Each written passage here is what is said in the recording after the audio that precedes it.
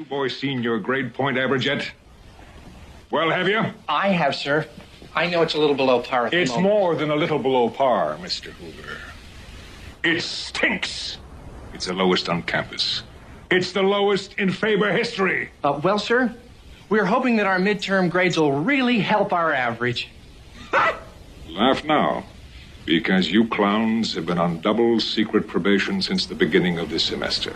Double secret probation? And that means one more slip-up, one more mistake, and this fraternity of yours has had it at Faber.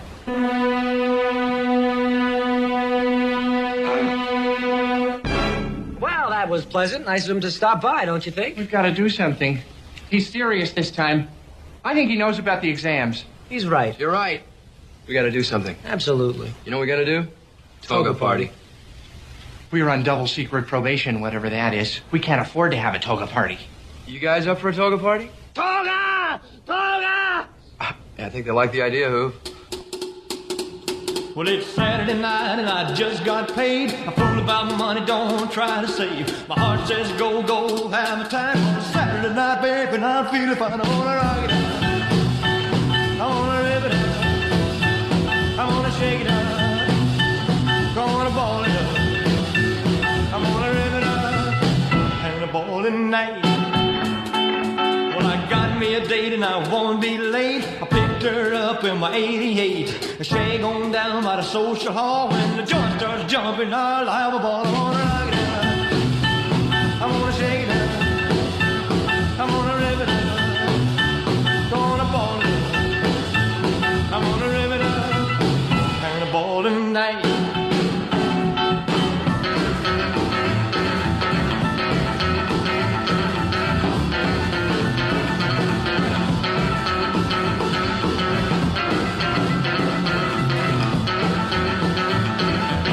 By 10, I'll be flying high. I walk on out in the open sky. But I don't care if I spend my dough, cause tonight I'm gonna be a one. I have it soul, I wanna rock it up. I wanna rip it up. I wanna shake it up. Gonna ball it up. I wanna rip it up. And a ball tonight. Well, it's Saturday night and I just got paid. I fool about my money, don't try to save. My heart says go, go, have a time for a Saturday night, baby, and I'm feeling fine. I'm gonna rock it up. I'm gonna rip it up. I'm gonna shake it up. I'm gonna ball it up. I'm gonna rip it up. And a ball tonight. Thank you, E. It's the Ron and Fez Show, 866-RON-0-FEZ. 866-RON-0-FEZ. I'm Ron Bennington. With me today is Mr. Fez Watley. Hiya, buddy. How you feeling, Big Doug? You gonna be on mic today? I am going to be here and on mic today. Wow, there we go. Earl Douglas. Hello, everyone. Thanks for the E. Final remarks. And, of course, the one and the only Guy Geyerson. All right. Is Guy appearing today? No? All right, then let's bring in... We're not going to be on the mic today. All right, then let's bring in Eastside Dave instead. You'll be filling in for Guy Geyerson. Coming in over here this morning, I happen to be walking past the Central Park South. I hear a little bit of ruckus, and I turn around, and there's my old buddy, Mr. Steve Baldwin. So I'm like, Stevie B, what are you up to? And he's like, just doing this thing... This is my brother, Billy. I'm like, oh, hey, how you doing? Oh, yeah, and this is Lennox Lewis. What? This is Carol here's Mary Lou Hunter. What's her name? Henner. Omarosa. Here's Omarosa. And Donald Trump's daughter. So they're doing some secret TV show over there today. We can't give out the name of. So he's like, hey, here, get a hold of me. So he hands me his card. Here's Omarosa. It's my favorite part out of all of them. And it's just got some shields and a king's hat on top of the shields and some wings and a sword. And it just says breakthrough. There is no democracy in a kingdom, is what is on the front page of his card. Stephen Baldwin, spiritual activist Agent 1. So here he is. Serious as a motherfucker. There he goes, Stevie Baldwin. But I love the fact that he brings up the fact that heaven will not be a democracy. We are really just going to go in there as serfs, and he's very happy to do it.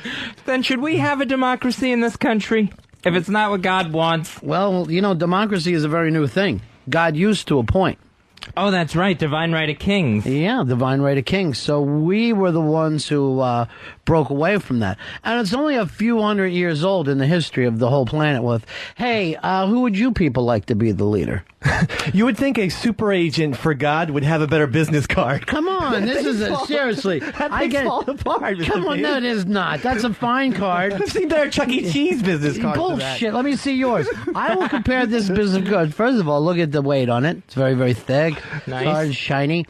And Lennox Lewis was very, very impressed with this card.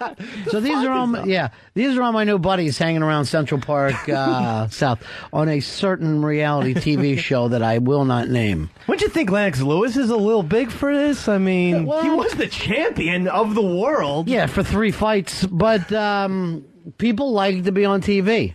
They love to be on TV. And you get on one of these shows and everybody knows you after that. They love to be known. I guess it's a good point, yeah. And it's a chance for Lennox Lewis to work with Mary Lou Henner. Yeah. So you can't pass that up. Yeah. And there isn't going to be no return of Taxi. So, Mary Lou, it makes perfect sense. So, your only problem out there is Lennox Lewis. I just think he was a champion of the world. And I'm not, hey, however someone wants to get on TV is fine by me, but he shouldn't. He was basically the last champion.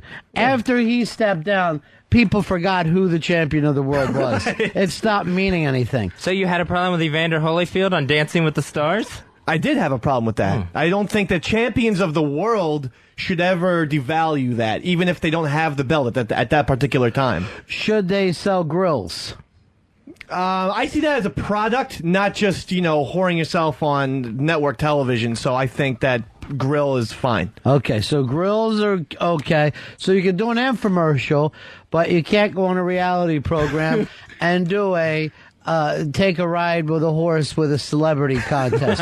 Now, who is Carol Alt? Do you guys know she, I guess, a model? Yeah, she was one of the original models. Original models. There was no models before Miss Carol Alt. Super. She was in Playboy. I mean, she was in Sports Illustrated around the time of Christy Brinkley and Elle Macpherson and those dames. Okay, so original, no. Maybe original for you. Yeah, but she was up there. Yeah, she was very attractive. Well, she's not anymore. Now, do you think a supermodel should be able to go on a reality show? I guess. I want to get a hold of agent number 1, Stevie Baldwin, about the new religious right, because I guess it was the New York Times did an article that the religious right that was so solidly behind Bush seems to be fraying off in a couple of different directions. And there's a couple reasons. Number one, they really don't have a Republican that you can get behind. You got a divorced Catholic, you got a Mormon, you got a guy that they hated for years, John McCain. So, and then even the Fred Thompson, he never went to church. He's one of these, yeah, sure, I love Jesus. What church you go to? None, really. I like to sleep in, I like to watch the ball game. So it's tough for him. So basically, they don't have a Republican to get behind. And as a matter of fact, the Democrats are even running over there to talk to him because some of the Democrats have better, church history. But the other side of it is because they got behind Bush so heavily in almost a prophecy type of way. So, when Bush is elected, we will, open up the Middle East to Christianity, and women will come home and back to us and stop having abortions, and all these, things that, yes, we won, life is going to change. And then they found out it just fucking didn't, because politicians will promise you anything.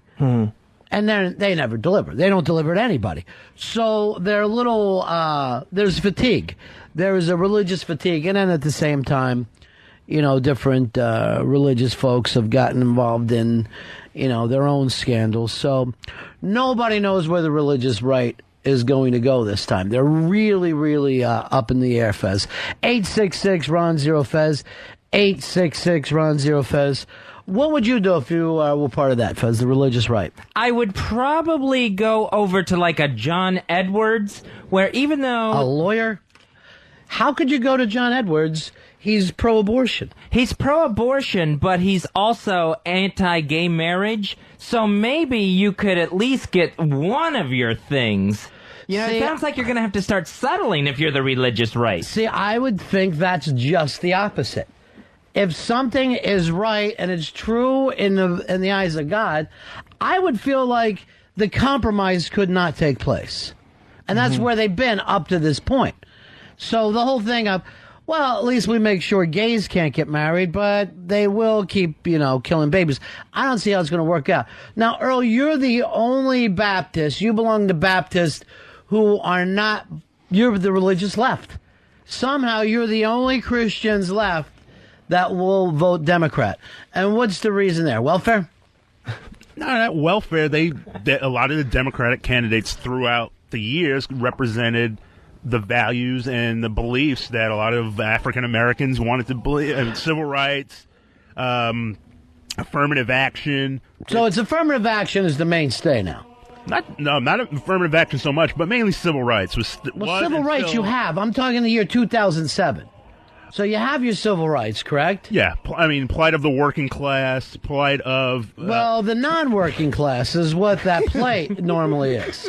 It's the John Steinbeck novel? Yeah. Plight of the working class? Well, there is the... middle class. Let's not put down Steinbeck in front of me. I happen to love him. No, I'm saying that's a good thing, but why Earl is using that in 2007 is strange.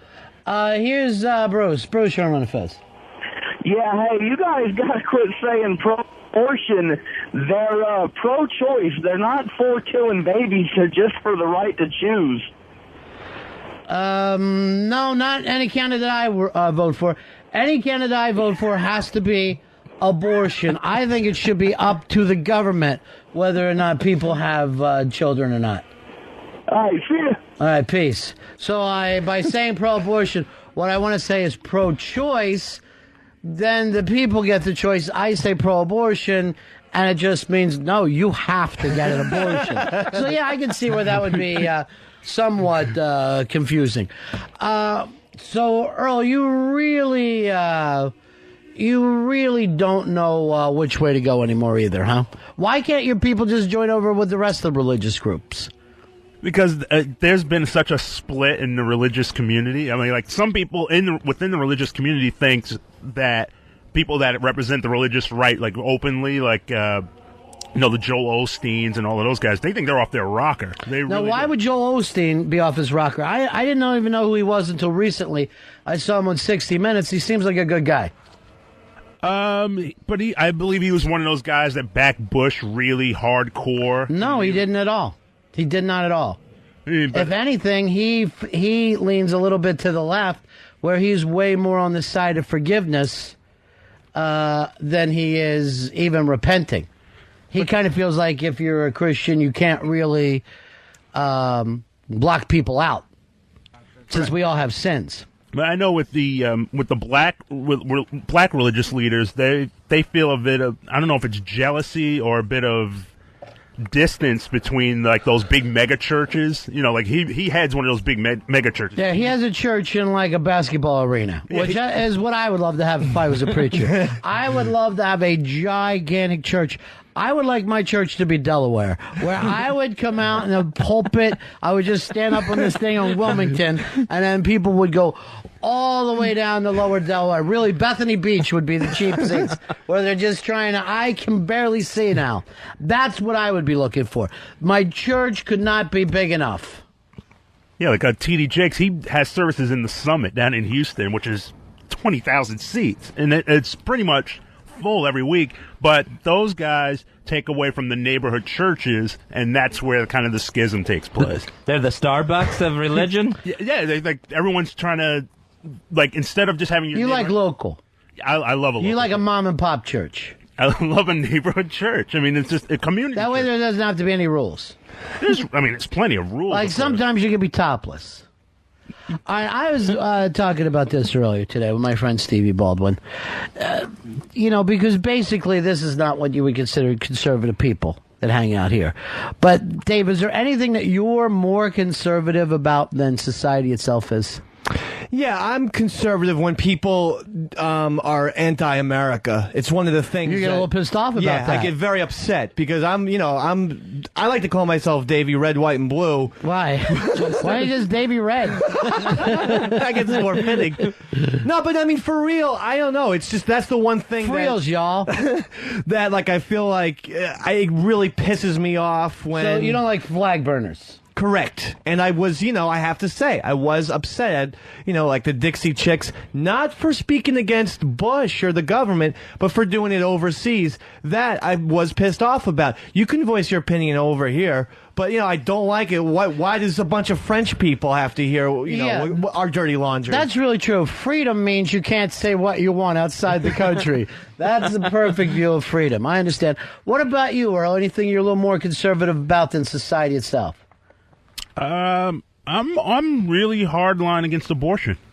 I really am. Well, luckily for you, you don't fuck women. No, that's how against it he is. Yeah, I doubt very much that decision will come up in your world.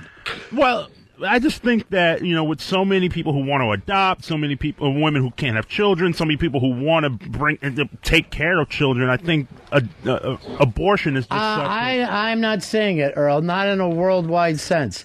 There's plenty of babies that could be adopted. There's tons of Chinese girls and Africans that are ready to be adopted. Where are they? Yeah, but you have to. Why don't you adopt one then? You have to go through so much red tape. It takes years to get. No, it doesn't. And it takes money. If you're an ex-convict, so you're too poor. Poor people should be adopting kids. All right, so there you go. So Earl, surprising us all, he's hardline against abortion, who only votes Democrat. He's the Eric Rudolph of the Ron and Fez show. Way to put your money where your mouth is. What about for you, Big Fez? I am more anti-gay. Is that it? Anti-gay marriage? Cannot stand the gays. I think just want to fuck the shit out of them. So angry with them. For me, it's manners. I think I'm more old school manners, more conservative on manners than most society. Where like if I'm on the subway or the bus and there's like kids taking a seat and adults are standing up, I feel like the kids should get up and give those adults their seats. Things like that, holding doors open for ladies. Now, why do you see that as conservative values? It seems like it doesn't matter anymore to anybody. Because how's that conservative? Well, it just seems like in today's day and age, it just those sort of things don't seem important. All right, but do you see that as a conservative thing for you, Dave? No, I see that as politeness. Yeah. Social manners. But I think Democrats, were just as polite as Republicans back in the day. Well, even like Clinton seems like the kind of guy who would get up and let someone sit down. Yeah. I'm not sure how that's a conservative thing. Here's Thomas. Thomas, you're on Ron and Fez. Hey, boys, how's it? Yeah. I think we need more executions because there's all these guys that go to jail for life or prison. Let's fucking whack them. Yeah, I don't know if that's so much against society, though. I think the majority of Americans, I could be wrong about this, I think it fairly runs close to 50%, but I think the majority of Americans, a close majority, like the death penalty or want the death penalty. I know I do, yeah. Yeah. Isn't it the Democrats are anti-death penalty, pro-abortion, the Republicans are pro-death penalty, anti-abortion? Isn't that the standard? Well, that's not the only standard. I think that you're probably right that the left, but I'm saying that you're outside of society, where your views are not the same of society. So what was yours, Dave? I'm pro-death penalty. No, before that, what was your... I'm pro-patriotism. I'm pro, I am anti anyone who talks shit about America. Yeah. And Fez's seem to be, I want some old kind of pilgrim ways about us. I want tipping of the hats. I guess there's I guess when you say old-fashioned, sometimes that runs a conservative thing, even though it isn't politically. Right. I think it could be somewhat considered, socially conservative. Here is 866-RUN-0-FEZ, 866-RUN-0-FEZ. We're talking about this, and this time of falling apart of the right of what we just got hit with a big wave. But Bush has managed to take the piss out of the Republican Party in a way that the Democrats hadn't been able to do themselves. Nothing succeeds for the Democrats like failure of the Bush administration. Now suddenly the Democrats are really picking up a lot of steam just by being other, by saying we do not have a Bush on our side here. Here's Stan. Stan, you're on the Ron and Fez show. Ron, you are so on target, man. Hey, thanks for your show, guys. I am a former pastor as recently as May of this year. Mm-hmm. I've been out on the road. I listen to you guys every day. I think you got the best show on satellite radio. Well, what can we do for you, Stan? My point is this. The point of conservatism and liberalism are evolving terms. They're terms that change. Right. And so what happens is society's got to change with them. Here's the problem. The church is a country club, and those who call themselves liberals or who seem not to sometimes give a shit are the same people who really are running around aimlessly. Bottom line, why can't we just be good to one another? Well, Stan, I don't know. You know, if anything, you're saying that the liberals wandering around not giving a shit, but they seem to be the ones for health care, taking care of the poor. You would expect the church would hold those values as well. At least Jesus would. I can't speak. Yeah, I can't speak for the church, but Jesus seemed like he would have been involved with taking care of the poor. Let me tell you something enlightening. If the church would have done its job to take care of the poor and take care of the sick and visit the people in jails, if the church would have done this 200 years ago when America was established, then we would not have to worry about a health care and Social Security crisis. Thank you very much.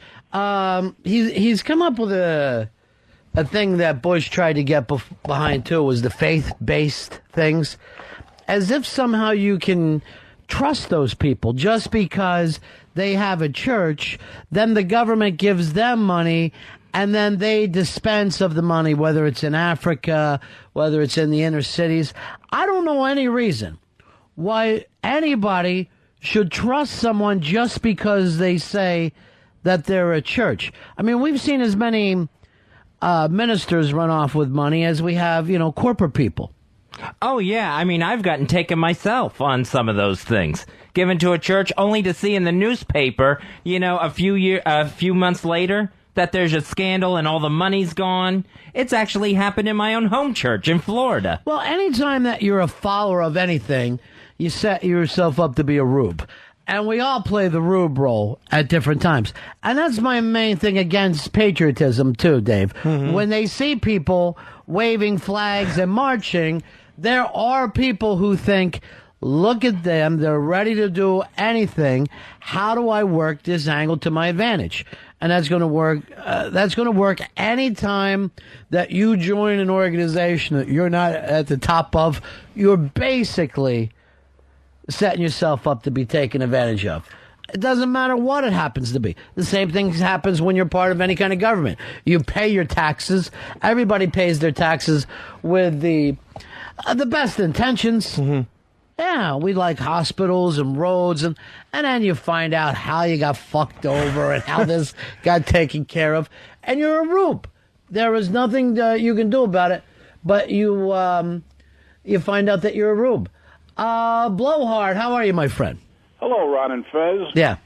First of all, this whole labeling thing, I think is absurd. This whole, I'm a liberal, I'm a conservative. Well, you're basically, how we label, saying I'm a Republican, I'm a Democrat, right, but I'm a Protestant, I'm a Catholic.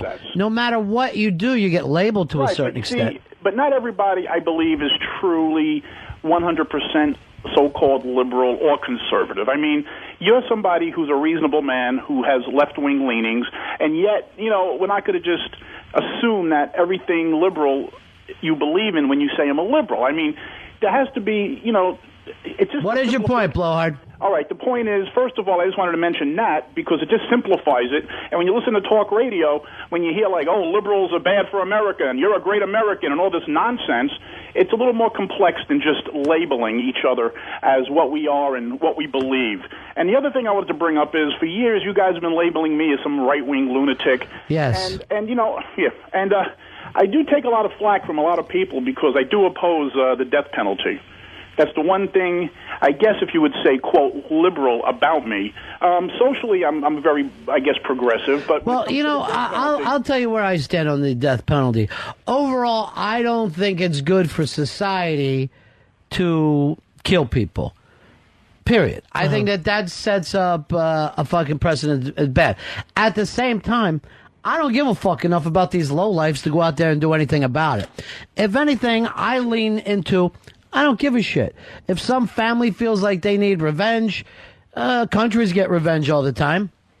That's exactly that's what I used to believe, is that I was against it for a long time, especially after that Sean Penn movie. Mm-hmm. And then the last few years, I'm like, these fucking assholes who are, murdering little kids and stuff, they just gotta be destroyed. Well, I don't believe that I trust the government, first of all. I don't think that, justice is being meted out fairly. And, as we know, the wealthy can get off, and if you don't have the great representation, you're going to get screwed no matter what. But why aren't you against speeding tickets? Because the wealthy get off on those as well. The wealthy get off on things. I'm talking about a capital crime here, and basically... But I mean, to say, no matter what we're talking about, the rich have an advantage. It doesn't matter what you talk about. But the thing is, the government, to me, is incompetent and corrupt, and that's one of the reasons why I don't trust them to basically execute anybody, because the government just can't be trusted. Do you trust the cops to show up at your house if one of these maniacs is trying to break in? No, it's not anti-police. It's not... Well, they're part of the government. They're a government organization. At some point, you're on the side of law and order. And at another point, you get off when it's time for the punishment. No. The punishment shouldn't be jails, air-conditioned, with cable. I want Midnight Express types of jails. I don't think jail should be a wonderful place. I don't think jail should be a place where inmates can just hang out and have a social club. I doubt very much anyone who's ever been to jail came out of it and said that was great. I know I always hear the gimmick of they have cable or whatever, but any documentary I've ever seen on TV, anytime I wanted to visit a buddy doing time...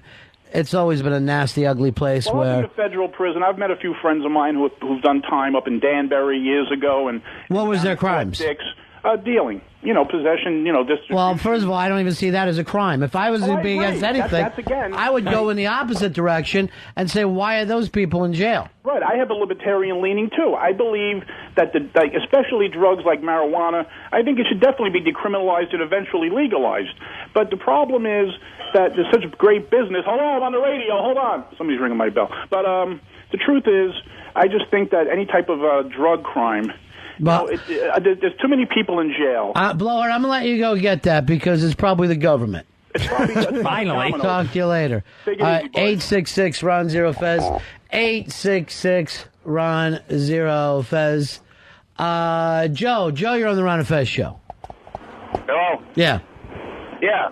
I was wondering how many of those people that are against the death penalty would like to see Osama bin Laden dead. I gotta agree with you there. I mean, if you're, there's some people that are just straight pacifists, and I believe that's where they're at. But I think that's rare. I think it's rare that most people wouldn't fucking hit back. Most people wouldn't protect themselves. I mean, Gandhi was supernatural because he did it so well. But I wouldn't say supernatural. I think he was Homo sapien, but I do think that he was a pacifist. Jesus, obviously, was a pacifist. But it's a rare breed. That's why they get so much credit. Yeah, street cred. They've got street cred like nobody else.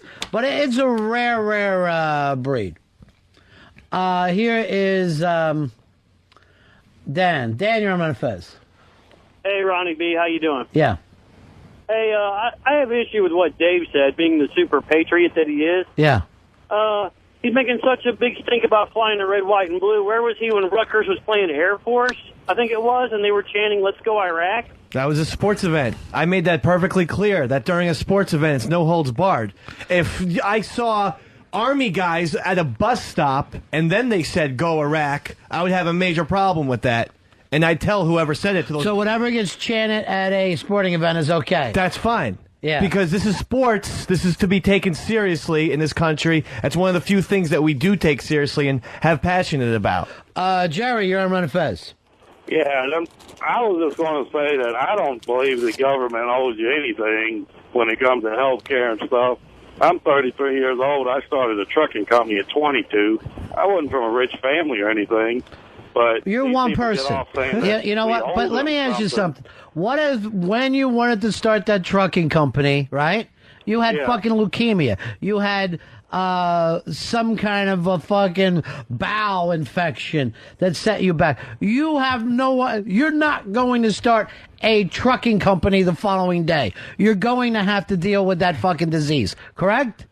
Yeah. Yeah, so you can only pull yourself up by these bootstraps if you happen to be healthy at the time. I would love to see Hillary Clinton with her new healthcare program, and she brings out a diagram of some trucks. What you want to do is start a trucking company. Then you'll have money to pay for healthcare. No, I'm saying, but why is it our responsibility? I mean, if the people aren't getting a job or moving and go where the work is this Kennison? Why do we owe them? Why does the government owe them any kind of health care or anything? Or why do we? Our tax dollars need to go for that. Is all I'm saying. Why do our tax dollars have to go for cops and firemen? Why do they have to go for the highways that your trucks are on? Well, yeah, I mean, fuck yeah, gotta have highways. All right, brother, man. But I mean, it's all great, and you know, luckily I've dodged any kind of fucking bullet whenever anything came up to have fucking health care. I'm not saying that. But this whole thing, I pulled myself up. Well, you don't have a disease. You're not brain cancer today. You're not going to fucking build yourself up. You know, Donald Trump couldn't have did what he was doing if he was going through chemo every 3-4 days. By the way, I saw his daughter today. Stunning. Yeah, I'm always a fan of Ivanka. Never thought so on TV. Real life? I thought she was very pretty. I think even on television, she's very fully formed. Yeah. And that's a very pleasant thing about her. One hypothetical I've always raised is... You've always raised this? Raise the hypotheticals. In all seriousness, yes. Why are taxes... Totally. Why are they totally necessary? Because if people weren't taxed, they'd have more money. They could put it back into the economy. Everything would go a lot better. You know, I mean, people would be so much wealthier. All right, I understand. Who's going to pay for the cops? Every time the cops come around your neighborhood, you give them a bill? No. Because we used to do that with the fire department. If you go in the city of Philadelphia, where there's still the old buildings, there are plaques up that would have a different fire department name on it. And you would pay your own fire insurance. You would put up the plaque. Then your house catches on fire. The fire department come out. If they saw the plaque, they'd put it out. If it was the no plaque there, they let your house burn. If it was a plaque from a different fire department, they would sit there, sometimes even block the road to keep another fire department from coming in. Yeah. So, I mean, it's not that we always have had these things. Right, and sometimes wouldn't they even fight, like in gangs in New York, when the guys are just sitting around? Like, you know, basically, there wasn't a lot of law back in those days, so different things would happen.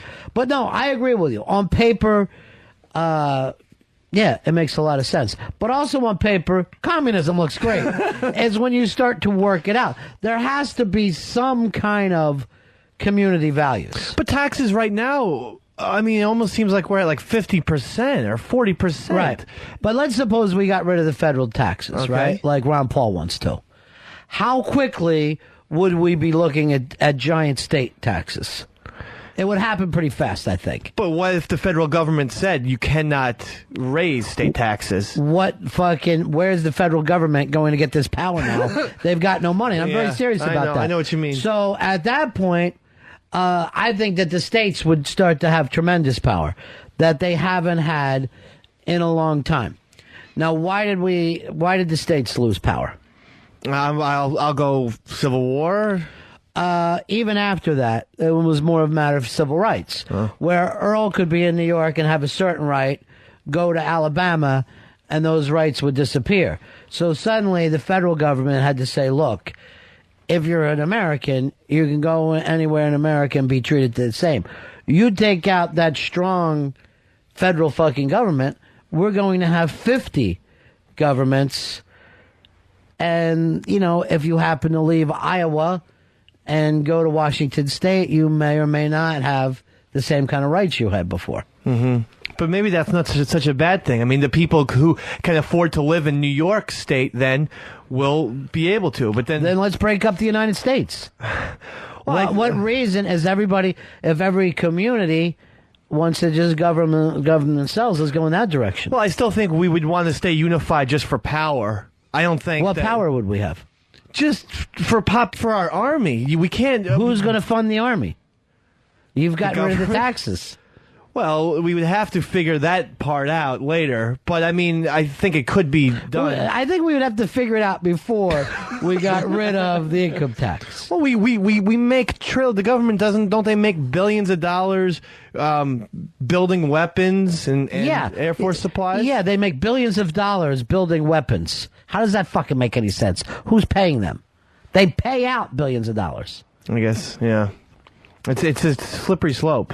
No, it isn't. There's no slippery slope. That was a nice try. Well, you've got us selling fucking weapons right now to China to make money. Buddha, you're on Ron and Fez. Is that Buddha? I guess it is. How you doing, Ronnie? Bill, Good. How's it going? Good, brother.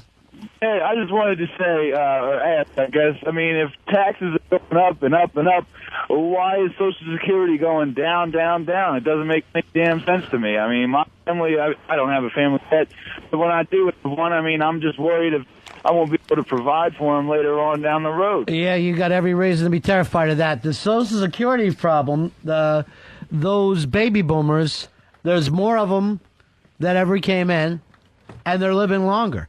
And it's the simple matter of that. People, there's more of them living longer, and then we're going to have less people paying to take care of more. It's a frightening fucking problem, and nobody in this country on the Republican side or the Democratic side is paying attention to it. It's fucking scary shit. And everything's getting more expensive. The pills, the doctors, it's all more to pay for. Tom, you're on Ron and Fez. Yeah, what's up, boys? Yeah. Listen, I don't drive, I don't have kids, and I'm being taxed for education and the roads and all this other horse shit. And cops, I'm Italian. I only call a cop if I need directions to Dunkin' Donuts. Right. Okay? This, so I shouldn't be taxed for somebody else having kids. Yeah. If anything, I should get a rebate for not having kids. No, you are taxed so those same kids will grow up and do great things and take care of you in America and make America a great place. Ronnie, I'll be dead by then. I don't give a rat's ass about the breeders. So you're in no part of any community. You're a man alone. You don't even know what you're doing in America. No, I'm just happy to be here. It's fine. I got no problem with that. I support the troops and all that horseshit. But why do people who have children get a break, and I'm paying for that break? Because these kids are the people that are going to become either the troops or doctors.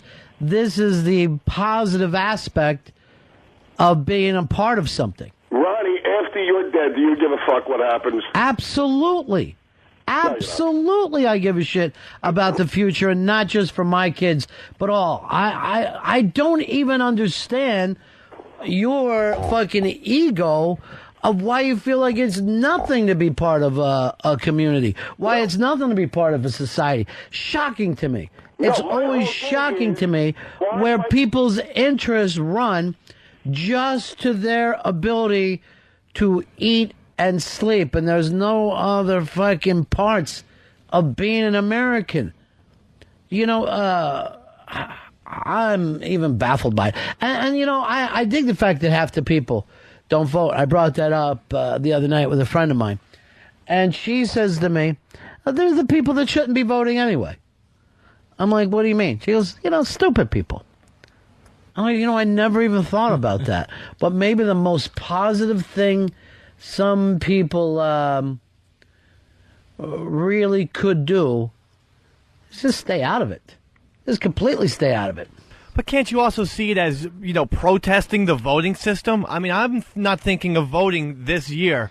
I don't think you should. You're one of the people I'm talking about. Lower 50%? Yeah. But if I don't see a better candidate from the Democrat side, I probably will not vote. Well, let me tell you something. It's a great big world here, and we're going to be talking about it in just a little bit, Fezzi, with a gentleman from The Onion. Scott Dickers, he's the editor-in-chief of The Onion. They got a new book out called Our Dumb World, The Onion Atlas of the Planet Earth. That's available in bookstores everywhere now. Scott, you're on Ron and Fez. Hey, Ron, how you doing, buddy? Yeah. Hey, I got something for Dave. Dave, one of the things about patriotism is speaking out against America when America's going down the wrong path. I think speaking out against America when they're doing the right thing. And jingoism. Yeah.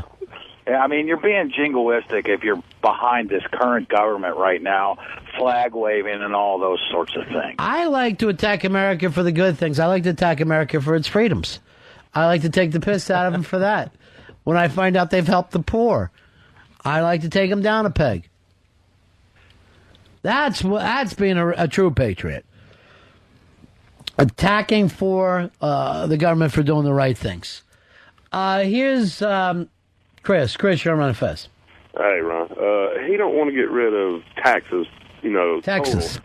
Ron Paul, I'm talking about. He wants to have, your income tax that they take out of your check. He wants to get rid of that and then charge you let's say 25% tax on everything you buy, from TVs to cigarettes to anything. That way, everybody pays tax instead of these construction workers. That way, at least down here in the South, I don't know about up north, they get paid under the table, cash money, you know what I mean? So they're not actually... All right, so this is our way of finally getting construction workers to pay up. So, you won't have any income tax, but then a Whopper will cost you an extra, $2. Yeah. And the money will just keep flowing. Money out of your check, because I bet you 90% of Americans don't know actually what they make. They know what they bring home. Right. They don't know what they make. No, and really it doesn't matter what you fucking gross. It matters what you net. Fez, how are you for that? I don't know if that's going to work out or not. Why not? Because 25% sounds so huge that it seems like some people aren't going to be able to afford the stuff that they need to buy. Well, you're going to have 50% more money than you had before. Yeah, but I just wonder if that's actually going to even out. 25% more. Well, whatever it happens to be, that everything will be taxed. Every purchase will be taxed, whatever it happens to be per dollar. And then you see, here's my problem. This really favors hoarders. People that hoard will be paying less taxes. Why should I eat? I ain't gonna eat anything. Yeah, I won't buy. I think it's a really great plan. Yeah, I think it's going to cut down materialism, which is running rampant in America. So I think it favors anorexics. I think anorexics are going to make out like a goddamn house of fire. Here is, let's head on over here to Stu. Stu, you're on Ron and Fez. What do you say, Big Stu? Hey, Ronnie B. Yeah. First off, you're a genius. I don't think so. Yeah, you are. You are. In this room, I seem smarter. Well, maybe it's the... Guy, what can we do for you? Hey, listen, I totally agree with you. We need to pay extra taxes for children to grow up to be productive members of society. Absolutely. But the fact that if you have a child, and that is we all agree that's a draw on the taxes, draw on society, just like all of us being here. But the fact that you get a break on your taxes is bullshit. You take the responsibility of having a child, and you need to pay just as much taxes as the rest of us. That's where I think we differ. The tax break isn't enormous. It's nowhere near like what giant corporations get. And no one ever bitches about a corporate tax break. And it's just like people always acting like how much a plumber gets paid. And they never give a shit about how much a CEO gets paid. These CEOs make $320 million a fucking quarter. No one bitches about it. But if a plumber's getting $32 an hour, everyone's like, look at this fucking shit. This is crazy. Crabs in a pot. It's all crabs in a pot. But to get back to the public schools, Fez, if you don't have a public school system educating kids, you're basically now giving birth to the Khmer Rouge. You're going to have gangs of kids running around going, how are we going to get ours? It's a better fucking thing to have a decent school system. Here is Mike wants to teach us. Mike, go ahead, brother. Yeah, Ronnie, the two most expensive things any family has to deal with in America right now are insurance and taxes. Absolutely. One of the ways that this can be addressed is simple tort reform and prison reform. Prison sentences should, first of all, prisons should be prisons, right? Not hotels. Okay, we get you, Blowhard. What else? They're never fucking hotels. This is the greatest myth in the history of the world that prisons are nice places. I tell you right now, there is not a white person in America who wants to be in fucking prison. It's scary as fucking shit. You go in there, you're white, they fucking pull you over and they pound you in the ass. It's no place to hang out. Go ahead, what else? You're right. You're absolutely right. Yeah. Nobody wants to go to prison, but the people who have been in the system, the recidivism is unbelievable in this country. There's no. All right, let's do this with the prisons then. We got an energy thing. How about we just make them run on a wheel? Everybody in the prison's got to wake up in the morning. They run on a wheel. And eventually we get the lights going. I love it. Even if we can't get a power thing out of it. Just the fact those fucking guys are forced to run on a wheel all day is funny.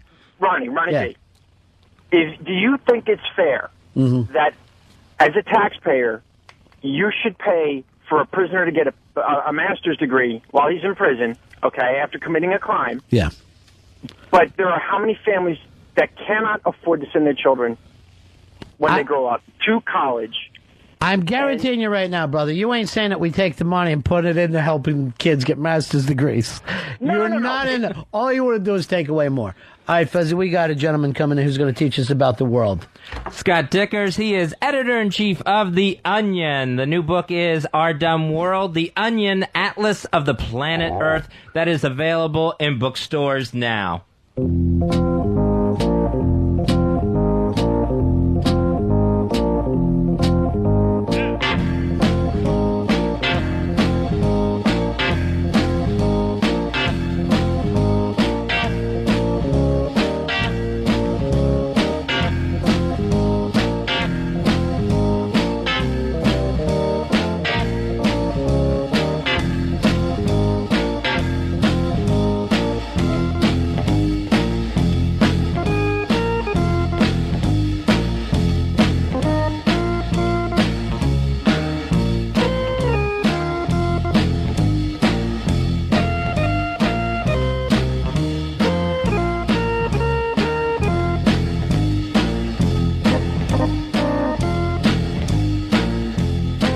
Yeah, buddy, it's the Ron and Fez show. Scott's in with us, Fez. Scott Dickers is here from The Onion. He is the editor-in-chief, and the new book is Our Dumb World, The Onion Atlas of the Planet Earth, available everywhere. I want to talk to Scott a little bit about the Onion itself, because I don't know where you are across the country. I know if I'm in New York, when the Onion comes out, people grab at this. You can't go into a coffee shop in New York without people. And this is as funny as we want Saturday Night Live to be. It's what we've always wanted Saturday Night Live to be, the humor that's in this paper. Kind words, sir. Yeah. And first of all, thank you both for having me on your show. Yeah, it's been really popular, and it wasn't calculated or anything. It's just a bunch of guys doing something that we think is funny.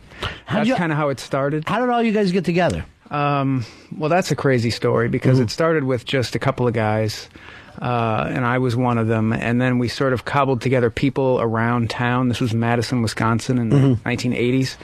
who we thought were kind of funny. There was a guy who worked at the liquor store who made funny signs in the window. There was a guy who worked at literally a local grocery store, and we used to crack up the customers when they were checking out.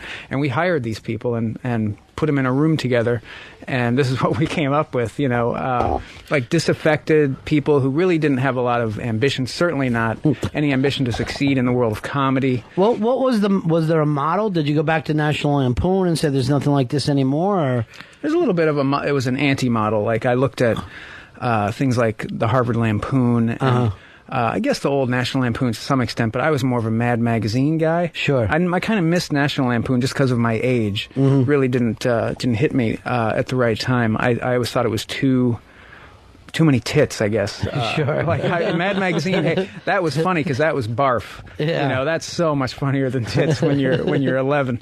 And I guess I looked at a lot of this sort of comedy writing, and I was a big fan of Steve Martin's essays and Woody Allen's books. It seemed like a lot of comedy writing was you had to read the whole article before you got to the joke at the end. Right. And I thought, well, that's ass backwards. It should be the joke there should be a joke right in the beginning to really pull you in. And then it should just get funnier. And so that's sort of how we came up with the headline. Yeah, the headlines are killer. They're unbelievably funny, and see across the room funny. Where you'll look across the room, somebody else is reading it. Is this nationally put out? Is it? Well, yeah, The Onion has. It's distributed in a lot of different medias, but according to the business people, we have like 7 million readers, and a lot of that's print because there are print editions in New York and L.A. and San Francisco and Chicago and other cities, and then the internet traffic. They can count all those people now somehow. So there's that, and then we've got this radio show. It's like a daily podcast news thing. And I guess they count some of those, but I don't think that's in the 7 million because I think just the radio, it's like 20 million because you know how they count in radio. It's right. If you've heard it and you told someone else that you heard it, they count 30 people. Yeah, so, true. That I guess just print readership is like 7 million. So it's around, and we have a lot of readers in England. They're big fans of it, and we're talking about setting up a print edition in London, which would be great because I've never been out of this country. It'd be so great to go to London for a business meeting. Now, you guys you started at Madison, but you're in New York now? You're in Brooklyn, We're based in New York. Yeah, is it we're down Brooklyn? in Soho. Oh, is it? Yeah. So everybody still gets together in a big group and kicks this stuff around? Mm-hmm. Yeah. Yeah, since we got here, we had a few staff changes, brought in a lot of young people. It's frightening because it's literally kids who grew up in a world where there was never no Onion. It's frightening. But it's been a lot of fun too to see like some new blood and that sort of thing. And some of the older guard have moved on. A lot of them moved on to like Daily Show and Colbert, and ran those shows, which is great. And those shows, again, I mean, those shows are terrific. Great. And I guess there's a smart humor thing. I mean, you brought up Mad Magazine, but you guys tend to be a little smarter than a lot of the shows out there. It's in print, and I think you have to be a little smart. Like on TV, you have to be a little dumber. You just have to be more accessible. It's a different audience. So you guys would never think it's time we do a TV show, or is there a format that you've looked at? We started doing these web videos. So I guess we have said that we're doing web videos, and TV people are talking to us about making those into a TV show. So that may happen. It would definitely have to change. It's a different. You can't do subtle literary jokes in prime time. It's not going to fly. What happened to was it Spy Magazine that kind of had a run there? I loved Spy Magazine. Yeah, in the 80s, late 80s. We used to put out The Onion every week, and then we'd see that month's Spy, and I would just get depressed because I would think we are never going to be this funny. Spy was so just right on the money and vicious, just so damn mean. Yep. And I used to love the way they fucked with Donald Trump. They would never leave him alone for a second. Right, and Steven Seagal. Yes. They kind of made a whipping boy out of him. Long before it was easy to do so, too. Yeah, no, he was. Yeah, it was so. They were so ahead of the curve on a lot of that sort of thing. Just like being really.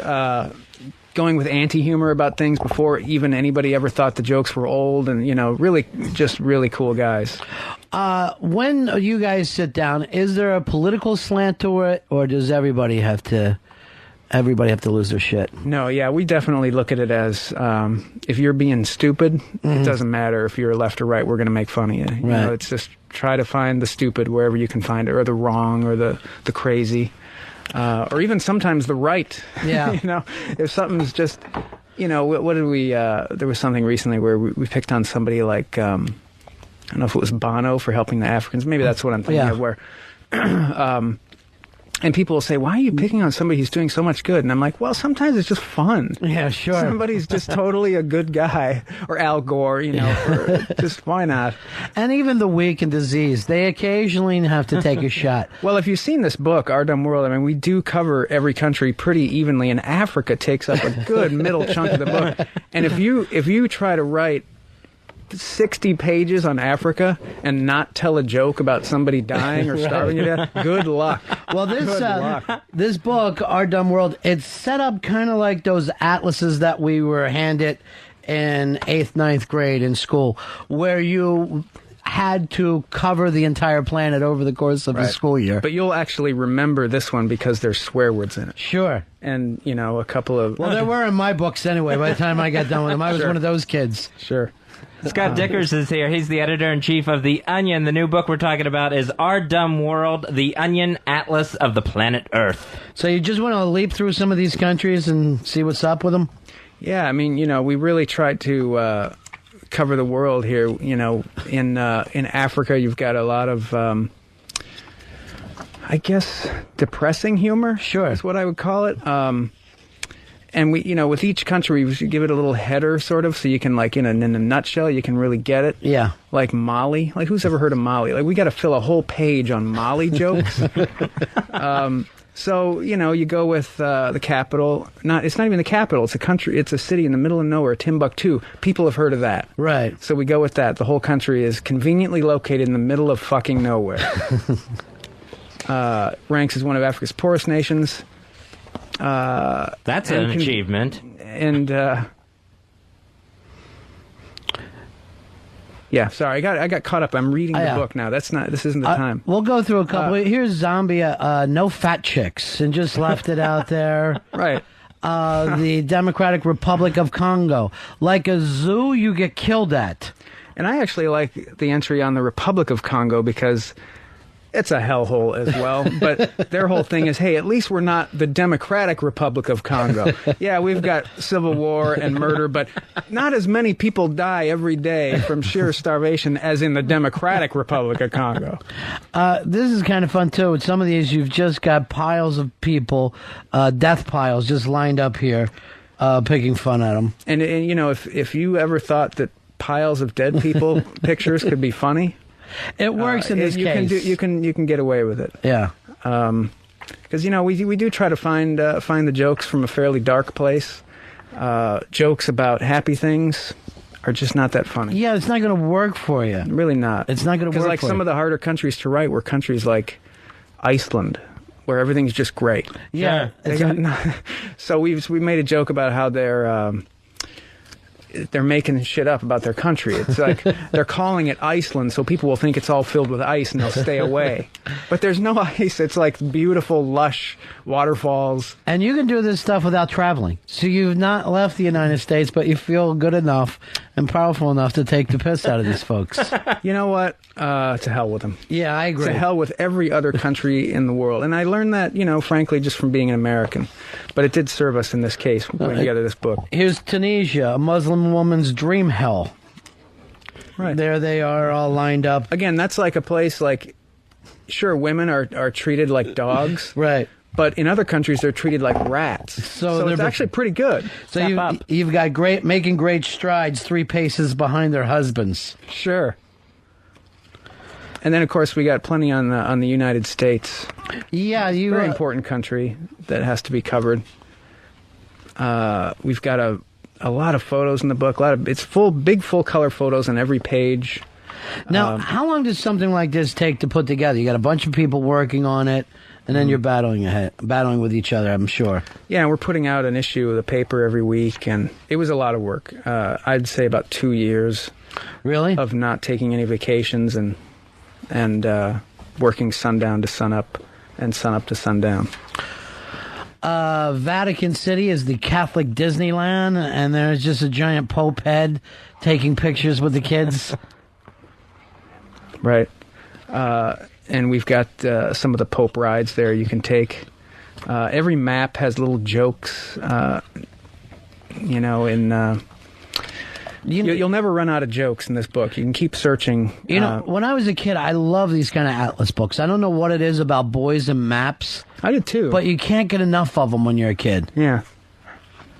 I was always fascinated what products came out of what country. Well, here's Bangladesh, God's practical joke, and it's just a locals rush to catch the 1024 Express tsunami, and it's people running away from a giant wave. Yeah, the idea there is that God, tantalizes the people of Bangladesh with this lush river valley. Yeah. And so every season they come in and they set up their shacks and everything. But then, just like a great vaudeville comedian, he splashes them with the seltzer water. They flee to the hills, they die in great number, but again, they're back right at it again, just like a great fall guy. Here's Japan, so sorry for getting nuked, and they're all just apologizing. Right. Of course, little pictures of the Japanese schoolgirls, which is really the best thing about Japan right now. We were going to put Godzilla in a little schoolgirl suit. Yeah. But we decided it'd be funnier if he was just shopping in Tokyo and nobody's noticing. I'd see. That's what we got him doing. I don't remember Oceania when I was in school being the one of the continents. It was just straight Australia. Yeah, I'd never remember that. Now, with my kids, it's Oceania. Well, yeah, I think that's one of these PC things, because Australia technically is a continent, I guess, right? It used to be, but now they have added. They've had to add all the islands in. And I'm telling you, I am pissed about these islands. Yeah, because we had to cover. There's like 100,000 islands, and we're supposed to do a comprehensive book where. How many jokes can you tell about one island, let alone 1,000? Yeah, at some point did you go, this is too much. Too many islands here. Too much to do. We actually labeled the pages. We got the first page is a bunch of goddamn islands. Oh, good. The next spread is more fucking islands. And we just labeled a whole bunch just arbitrarily the who cares islands. And then a whole other bunch, the seriously who cares islands. Because what are you going to do with all these islands? It's the Our Dumb World, the Onion Atlas of the Planet Earth. It's available everywhere in bookstores. Scott Dickers isn't talking to us. He's the editor-in-chief of The Onion. So, are you already working on the next book, too? Is it something you guys have got going all the time? We got ideas. Yeah, we're cooking up other ideas, but we're tired. This is a lot of work. I'm sure you are. So now it's just putting out the paper, and we're going to a big party tonight. It's a big Atlas release party. The book comes out today. So all sorts of luminaries, Walter Cronkite, Bishop Desmond Tutu, big world figures. None of them are going to be there. I'll tell you this, run right up on Central Park South, and Scotty Baldwin has all the kids from The Apprentice Celebrity. I just walked by and saw them all. Right. So they're all lined up, and they're looking for free beer and food. All right. Scott, thanks for coming in, brother. Thanks for having me, gentlemen. Yeah. Scott Dickers, editor-in-chief of The Onion, Our Dumb World, the Onion Atlas of the Planet Earth. That is available in bookstores now, or you can order it at theonion.com. Thanks, Scott. Thank you. It's the Ron and Fez Show. Ron Bennington, Fez Watley, the Ron and Fez Show. XM 202.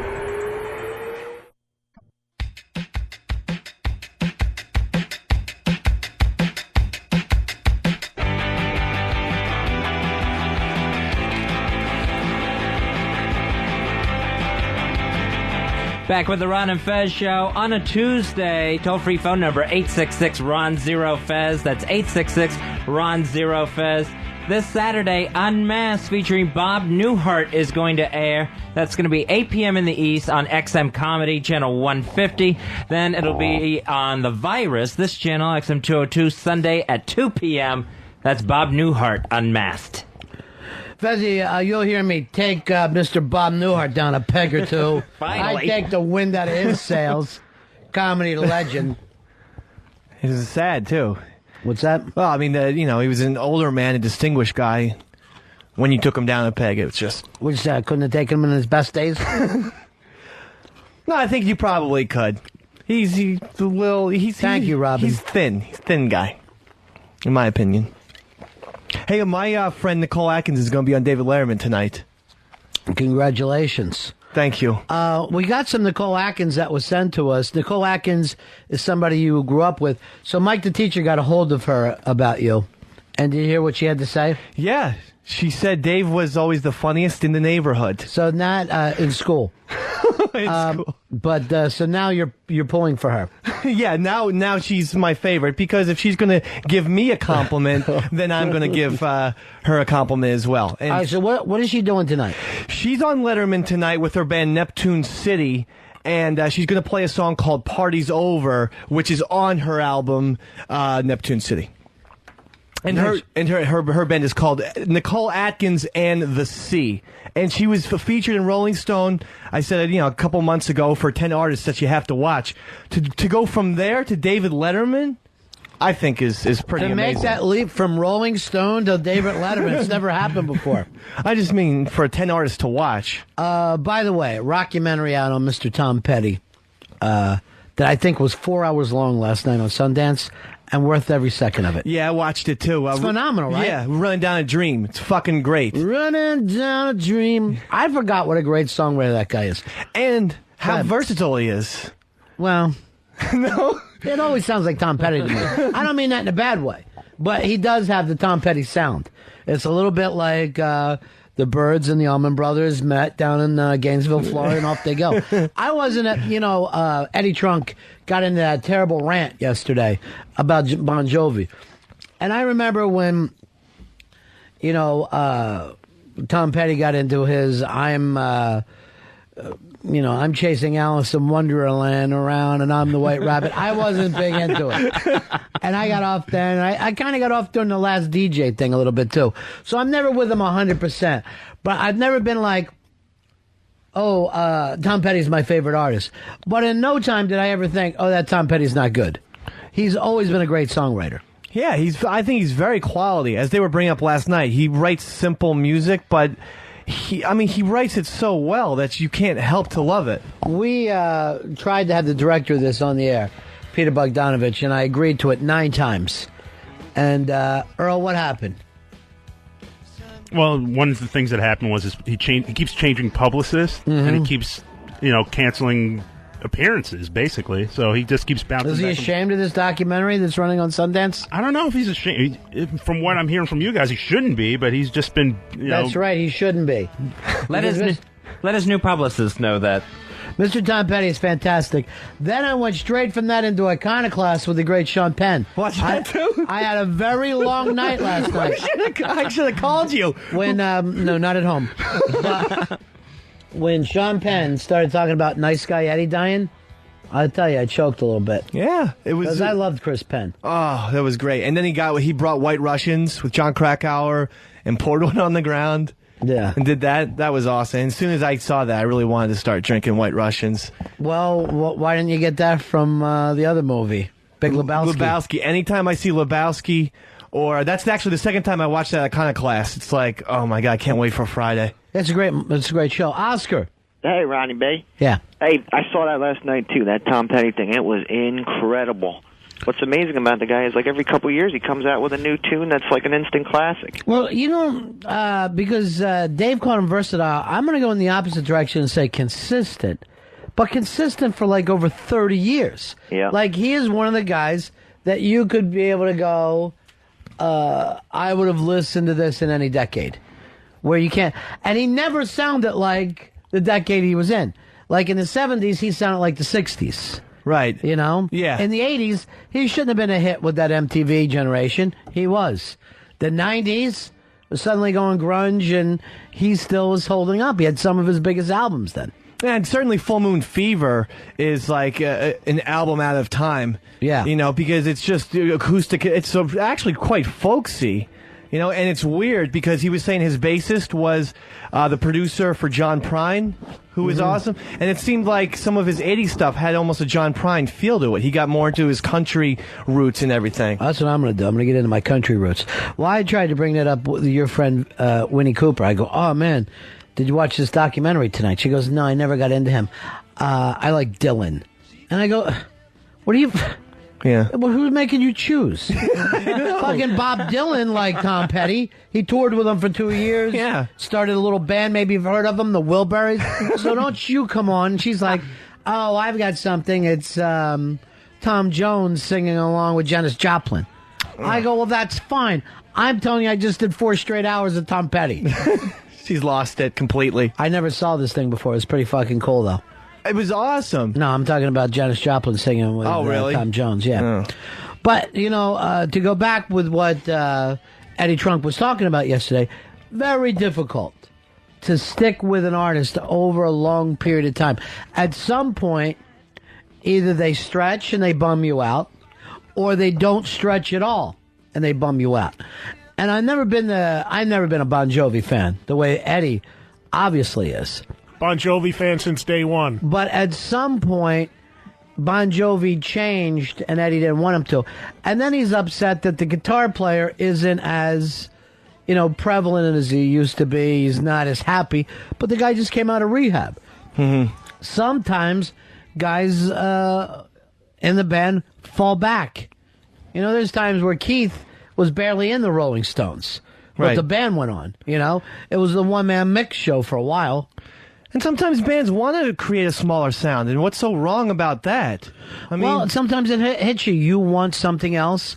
You don't always get it. You know where I'm at with that, right, Earl? Like, the 2 things that they can do wrong is change and then not change. That's the 2 things your favorite artist can do to you. Yes. For me, I hate it when they don't change at all. I like the little bit of evolution. I like a little bit of change. I like the occasional. You like elevation. I like the occasional curveball. It shows growth as an artist. It shows growth as a person. But not necessarily doesn't have to.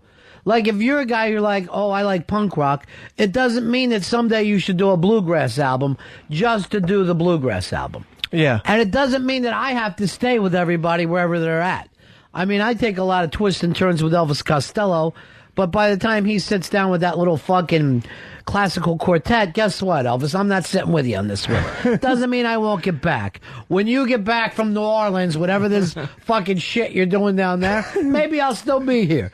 But you know what I'm saying? Yeah. Like, just what I don't know if I agree that it shows growth as an artist. I'll even take it into directors. Sometimes with Steven Spielberg, well, I'm ready to make grown-up movies.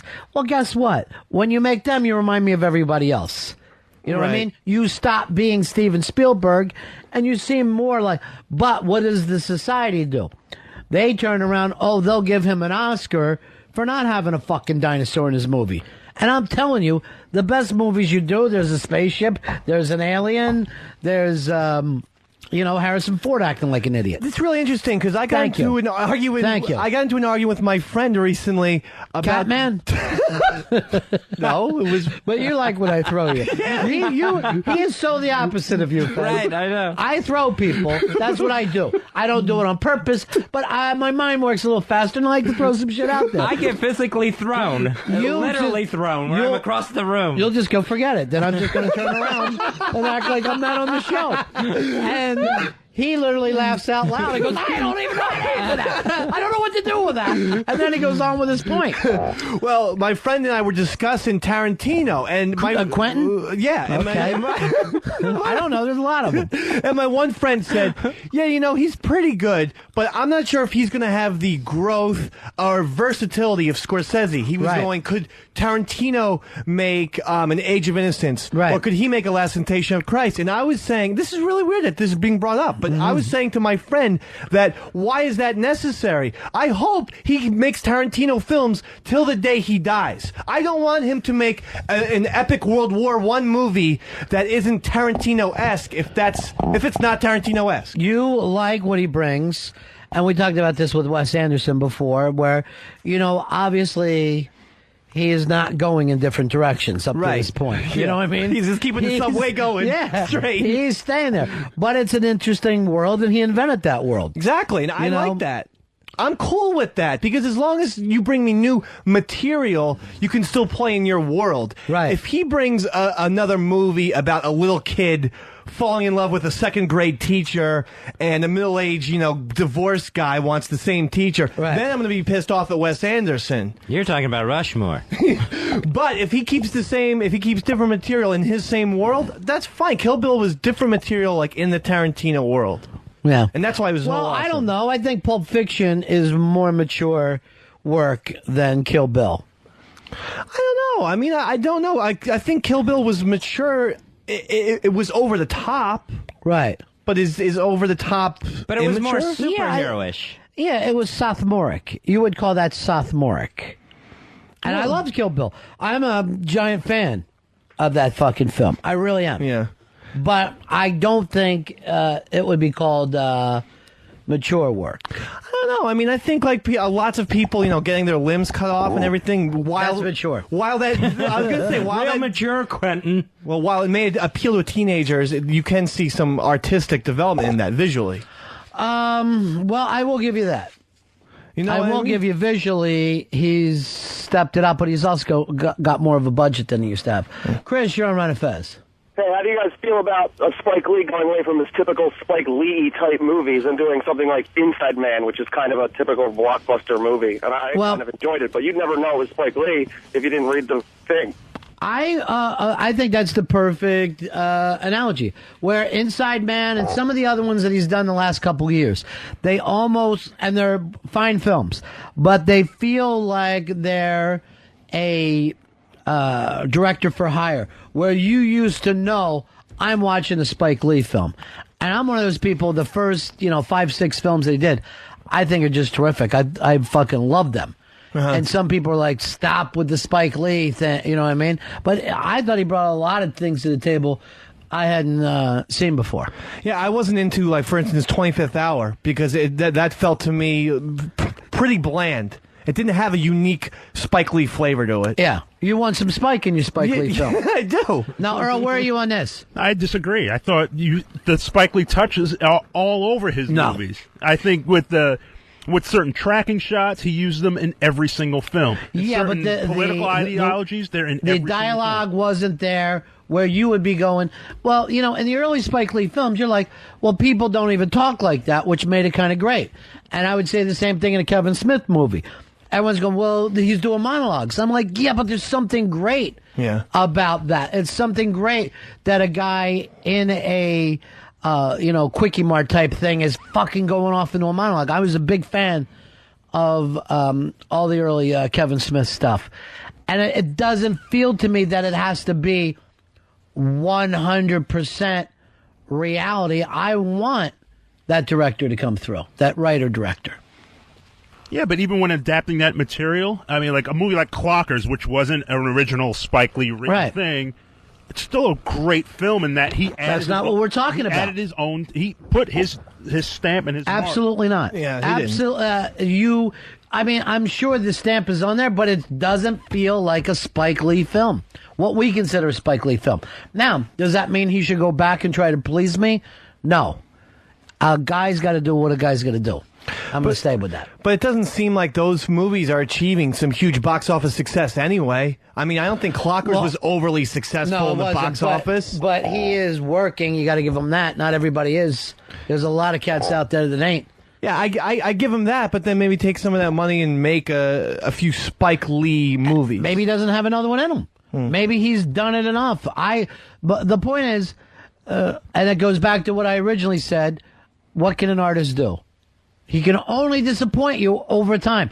The best thing that he can do for most fucking people is a James Dean. Die after 3 so you could act like, right now he would have been the greatest actor. You know what I mean? Yeah. People are very comfortable with Jim Morrison because he cannot disappoint you. Mick Jagger, I'm sorry. You stayed alive, you disappoint me. Bruce Springsteen, goes through phases you're not happy with. You probably would have loved to have killed him after Born in the USA. So you would be able to put him in a little bottle and keep him that way. Yes, Earl. And the Spike Lee movies that Spike... You're not going to stop with the Spike Lee. I'm trying to move this, expand this. You're stuck with Spike Lee. No, but certain artists, they can't get their projects done.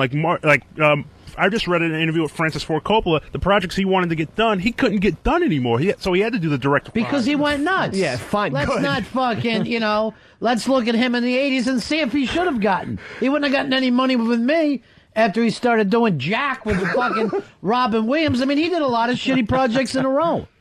Yeah, but he also did, he did The Outsiders, he did Rumblefish, and then after that... That was 82, 83. I'm talking like 94, the fucker was still making nutty movies. Yeah, now he's working on Gap. He did a Grisham movie, The Rainmaker. It was no Which could have been done by anybody. So what's your point, Earl? We should just hand these people outrageous amounts of money and let them do what they want? No, but Dave is saying if he wants a Tarantino-esque movie or whoever the director is to make those types of movies, they have to be greenlit. They have to be budgeted. And if they don't have the money, they got to take the work where they can get it. I don't think they can take the work where they get it. Otherwise, they're going to fail with commercial films and then be outcast. Maybe Coppola's problem is because he did make Jack. Let me tell you something. If you're going to take the work when you can get it, then you're not an artist anymore. Now you're a craftsman, and you should be called that. And if you're only going to do the stuff that you want to do, because it's what you have to say, then you're an artist. Period. But, I mean, I don't have a problem with taking that project. Like, a guy who's done it for years is Robert Redford. He's done it. He's taken a commercial project, but he's used that success. Yeah, Robert Redford will not be remembered as one of the great fucking directors of all time. I'm sorry. You might sit and cry at Ordinary Fucking People all you want to. I'll never watch it again. And that fucking film, Beat Raging Bull? Come on, Earl. Come on. This is what you were fucking giving us? No, but what about A River Runs Through It? And what about it? I mean, that's a great film to you? I enjoy I'll give you the book, and you tell me which is better. I'll give you the fucking book. I doubt you can make it through. Then that fucking beautiful postcard Redford put together. I mean, I'm sure if I was gay, I'd sit and jack to that thing all day, but I'm not going to. And the Horse Whisperer. It's the same thing. You might as well call it Beautiful Postcard Part 2. He wants fucking Spike Lee to turn into Robert Redford. Then you'll be fucking happy. What you should do is gallop. Why don't you fucking praise Barry Levinson to me again?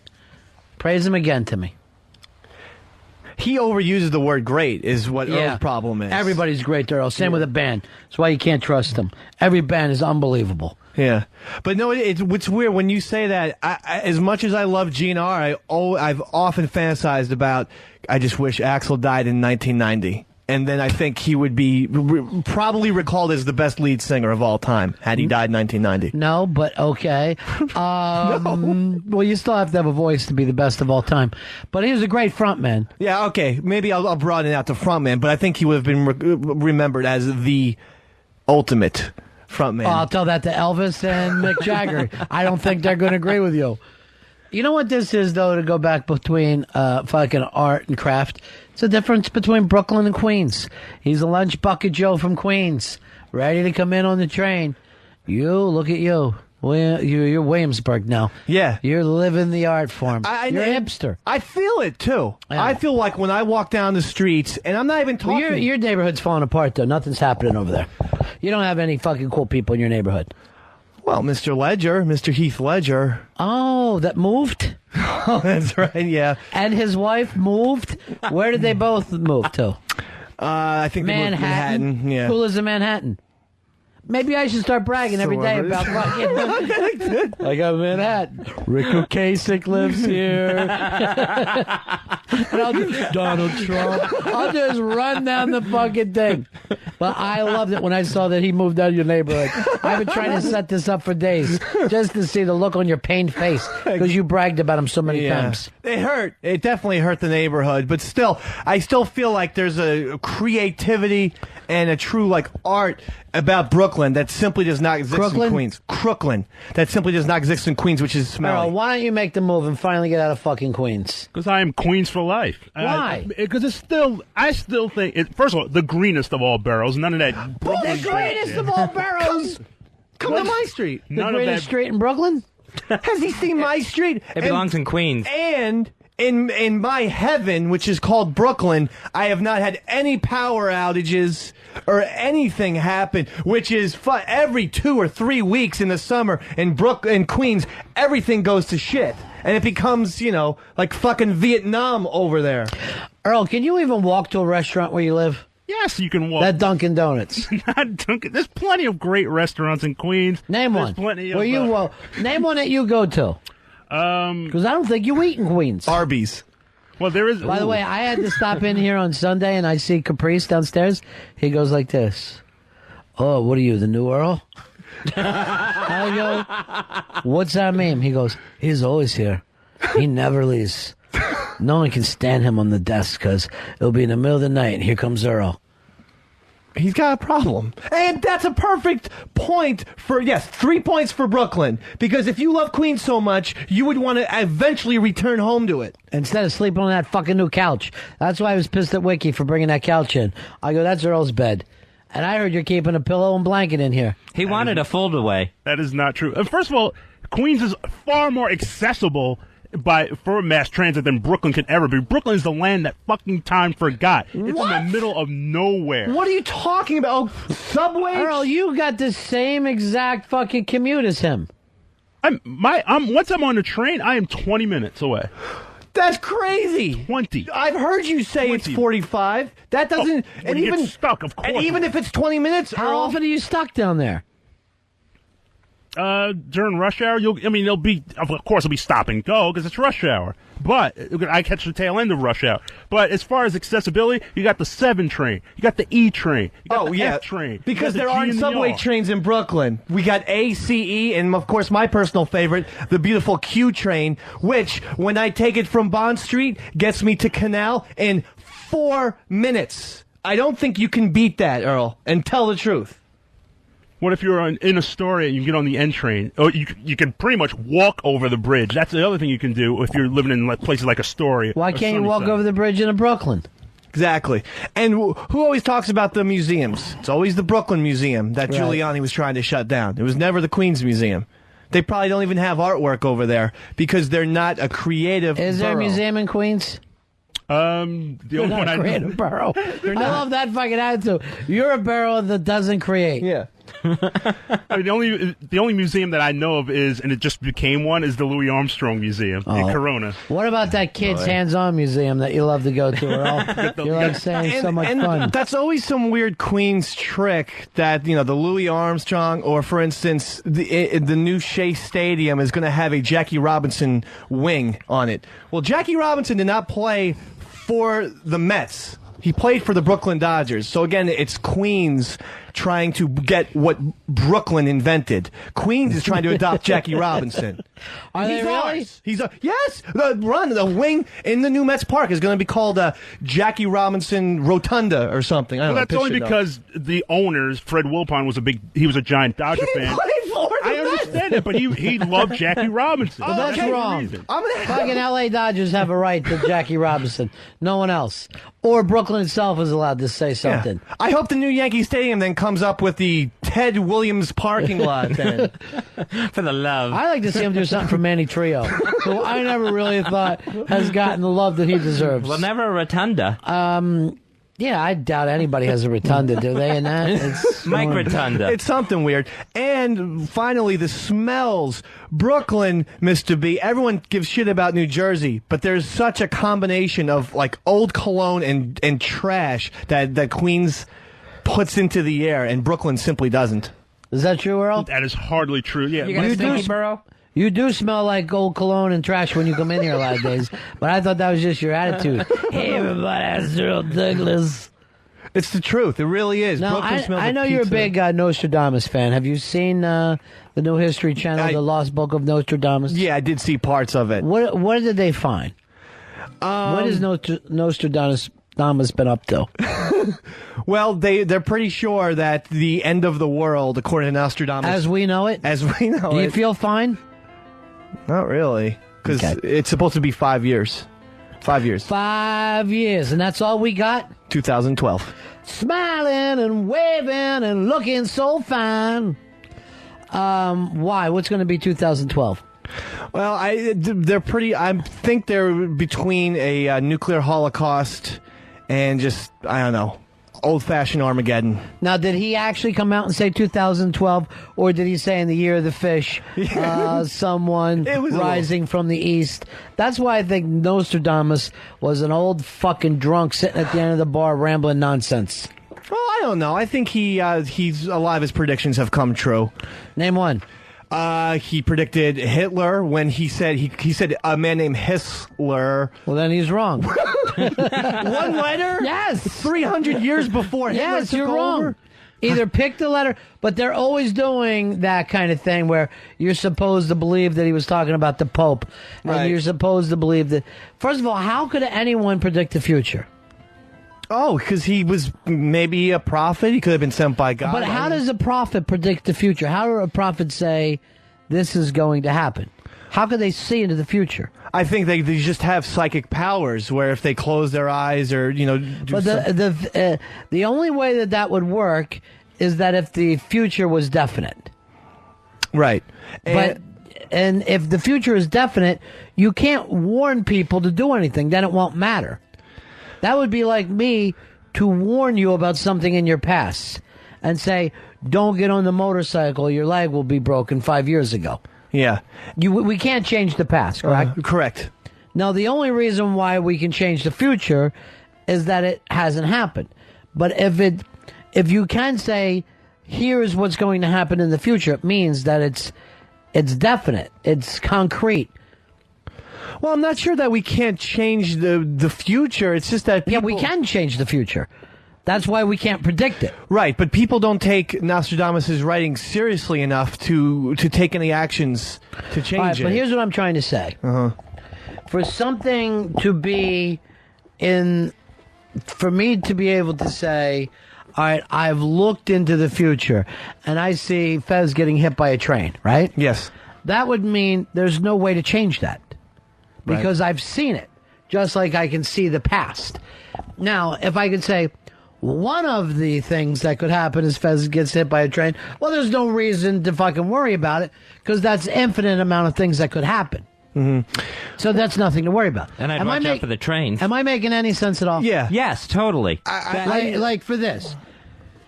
You think of like any piece of paper, right? Here's the past, here's the future. All right, let's suppose here's all the things that are happening. Now, here we are at time. We're moving along, okay? So I would be able to see into the past, and I would be able to see in the future. If I could look into the future and see it, well, that would mean that it couldn't be changed. It would be stuck that way. Right. But the future, at least from our point of view, it hasn't happened at all. To us, it feels like it hasn't happened. Now, it doesn't mean that it didn't. And we're not traveling along that way. We can only see the present. But we wouldn't be able to change it. See, the Nostradamus heads, they want to have it both ways. Like, they want to, prove beyond a shadow of a doubt that everything he wrote down came true. And then they always end these specials with, heed his warning. Carl, you're on Ron and Fez. Carl. Let me try over here. Here is Jason. Jason, you're on Ron and Fez. Yeah, I just wanted to let you know that Nostradamus predicted a comet would hit the Earth, and that coincidentally the Mayans also predict that 2012 will be the end of that's when their long-term calendar ended with no explanation, though. Yeah, so they didn't predict the end of the world, they just ran out of paper. But I'll predict that, asteroids and comets will hit the Earth. That's not predicting the future, that's fucking probability. That's like me going, you watch... The Padres will become world champions. And leaving it out there, yeah. Oh, and they're going to be led by a hard-hitting fucking, they're going to have a great closer. That's not that fucking difficult to pull off. Here's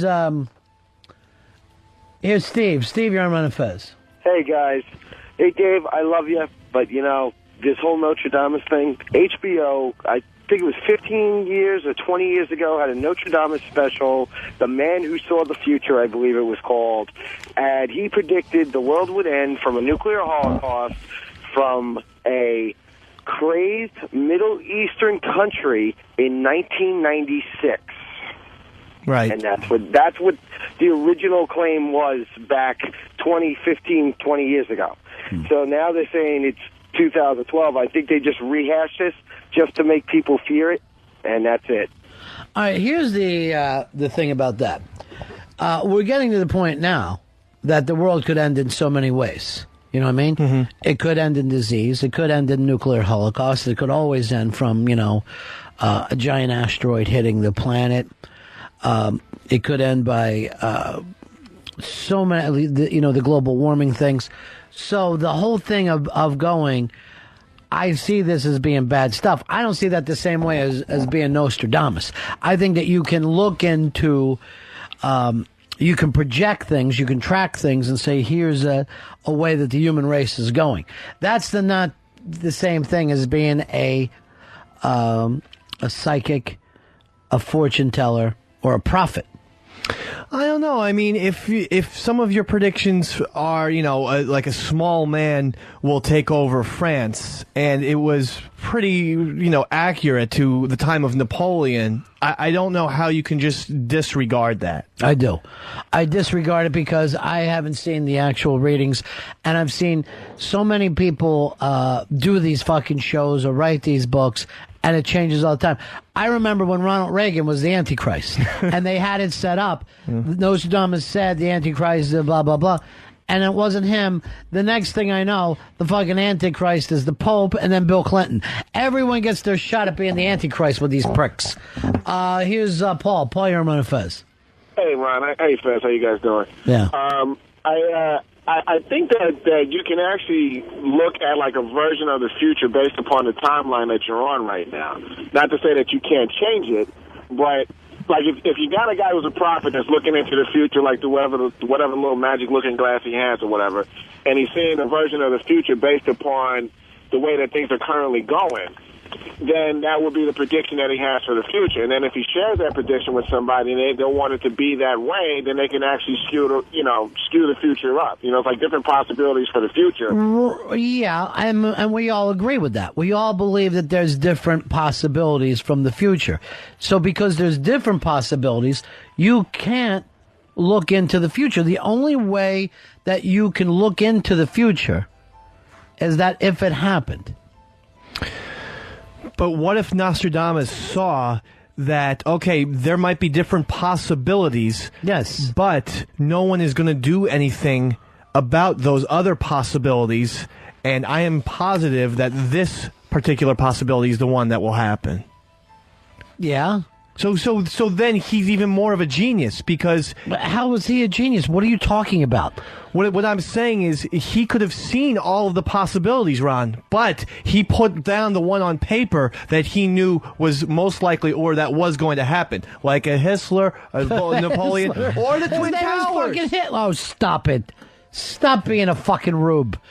2 towers of steel are going to fall from like a Middle Eastern bird or whatever. It's very similar to that. I don't remember that quatrain. There was no Middle Eastern bird. I was here that day. There was no... It wasn't from the Middle East. No, but the guy's driving it.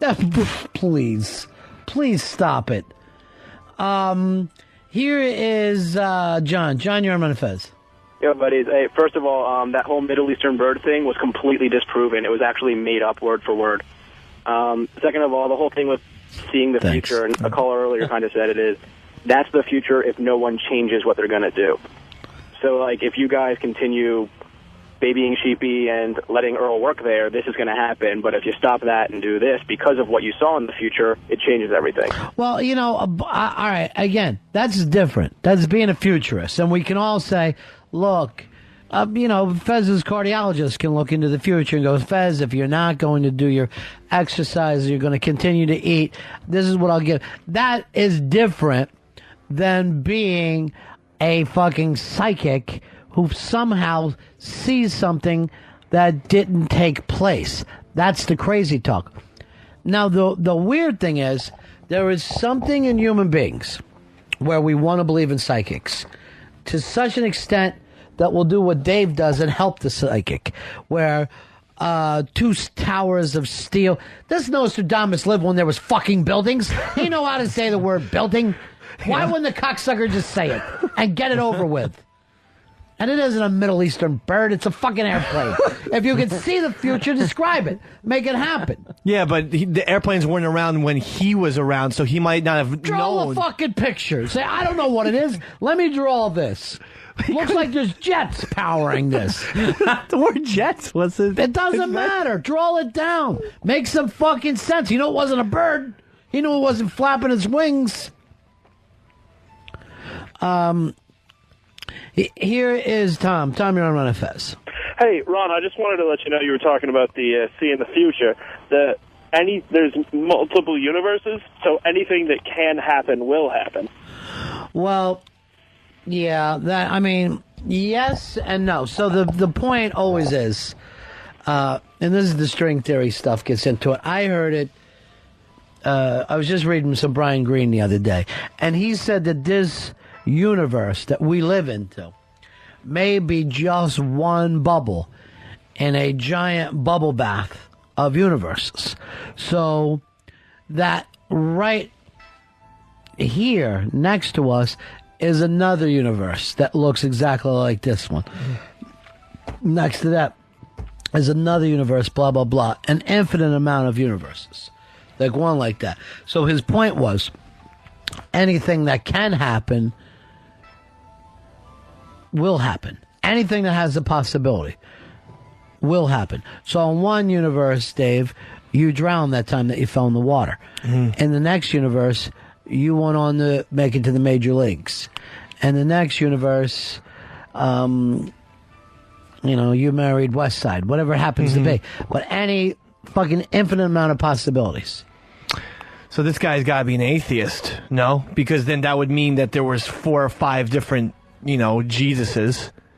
I mean, if you believe in Christianity, or none. Yeah, go ahead. Or none. No, I mean, it's proven that Jesus did exist. We have, Well, in this universe, yes, that's the point. So then in the other universes, Jesus was evil? In one he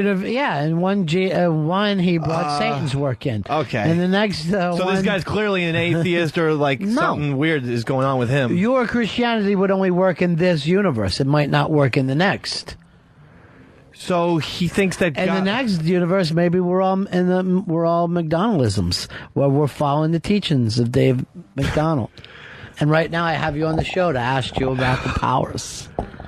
Well, I don't know what to say about the powers. I don't think that that's possible. Yeah. Here's Lois. Lois, you're on Ron and Fez. Hey, what's up, guys? Yeah.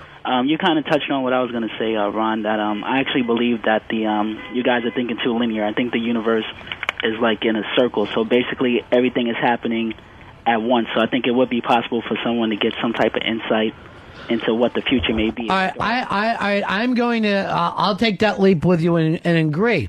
But if you're saying it's a circle, you're saying that the future is just as solid as the past. And that means we cannot change the future. We are just on this ride, and there's nothing we can do about it. I can agree with that at some point, but I think it's a little more based on action-reaction type deal. Like, what you do now affects what will happen later. Then we're not on a circle. Then there is no such thing as the future being physically involved, because there is no action reaction that we can change the past. The past is the past. There's nothing we can do about it. But your way of saying the time isn't fucking linear, it's just out there, that means we can do nothing about the fucking future. We are just what was that movie, Donnie Darko, where the thing kind of pulled him around? Yeah, that's basically what that meant. And there is a thing in science, god damn, I can't think the name of it, but basically it's like throwing a pebble into the water, those things spread out. Ripple theory? That's the way the rest of us move around the planet. We move around because the Big Bang happened, and we're just all moving around because of that first thing that happened, which means all the things that we do that feel like free will are not. It's almost like we're puppets in a fucking play. There's nothing we can do about it. And that's not such a bad thing. I mean, I kind of do believe that we have predestined destiny. That we're probably, that God has everything planned out for us. Then why get mad at sinners? Why get mad at a school shooter? He cannot help it. He is only following along. Because we're still human beings. I mean, we're still equipped with human emotions. We can't. But we're wrong.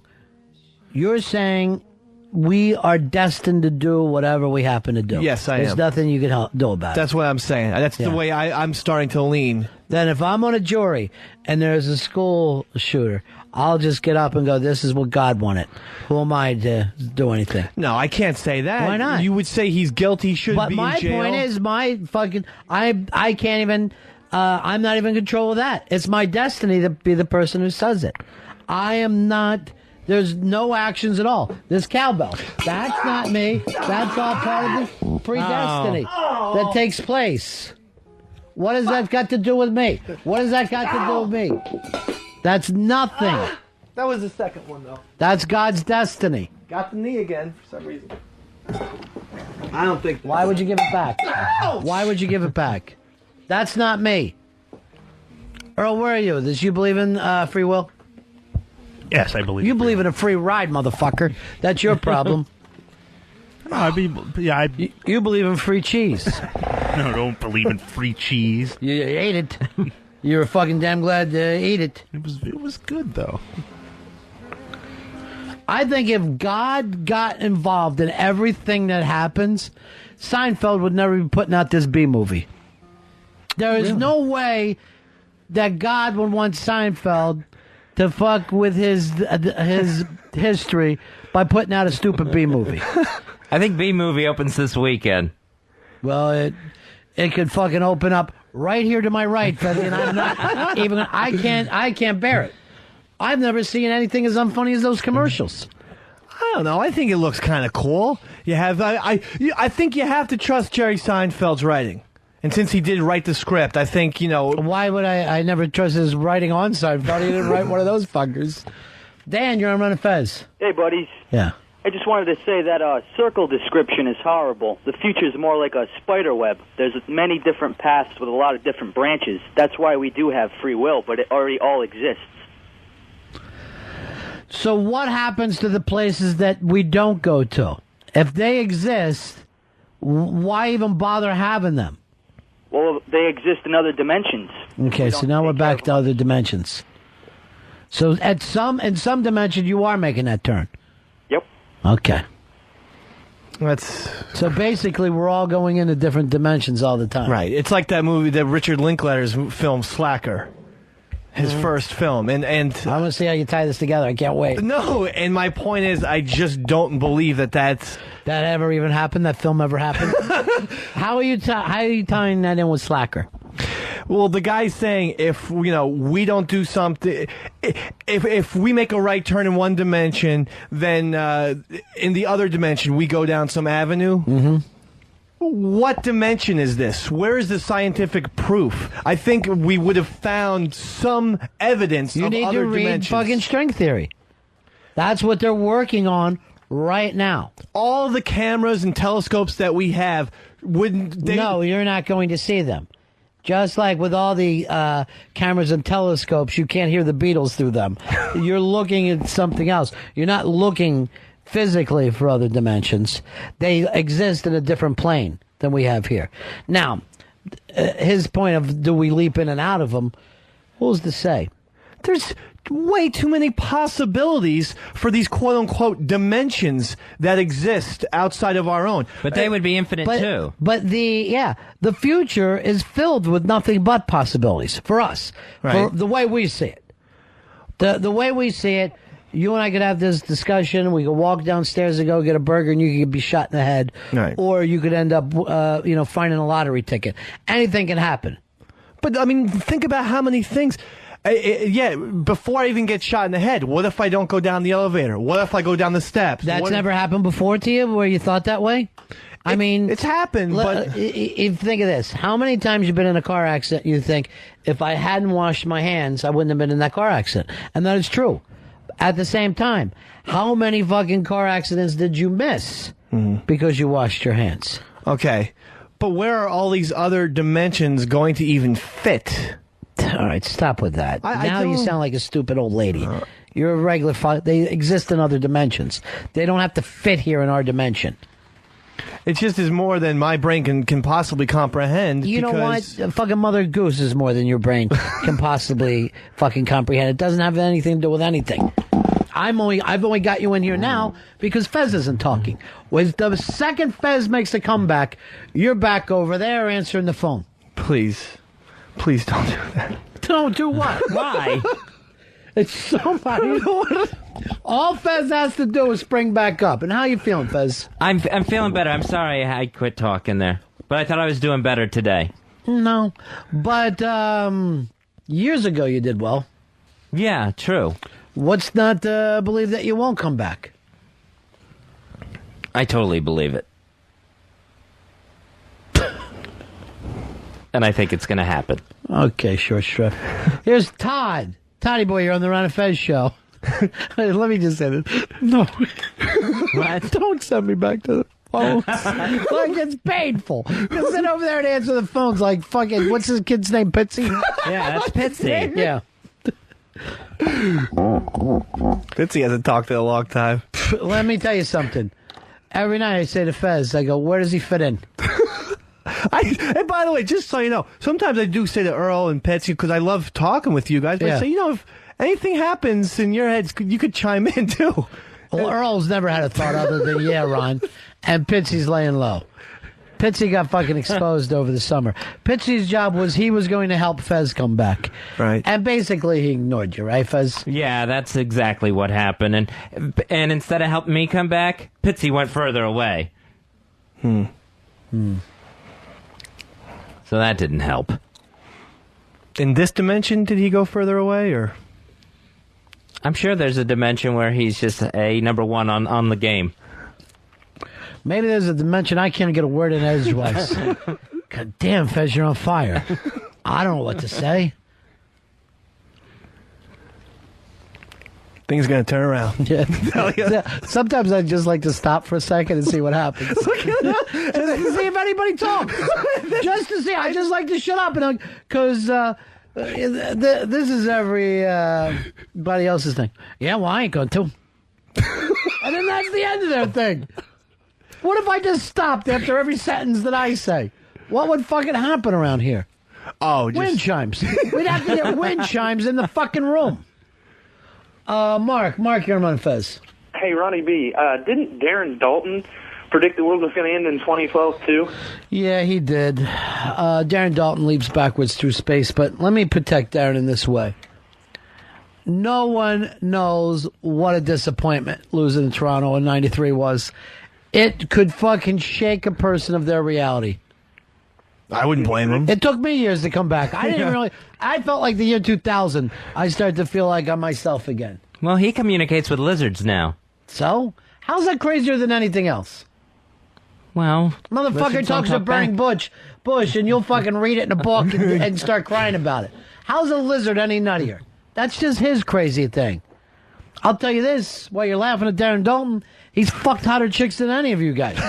Any of you guys. I don't doubt that. I know it for a fact. Dutch.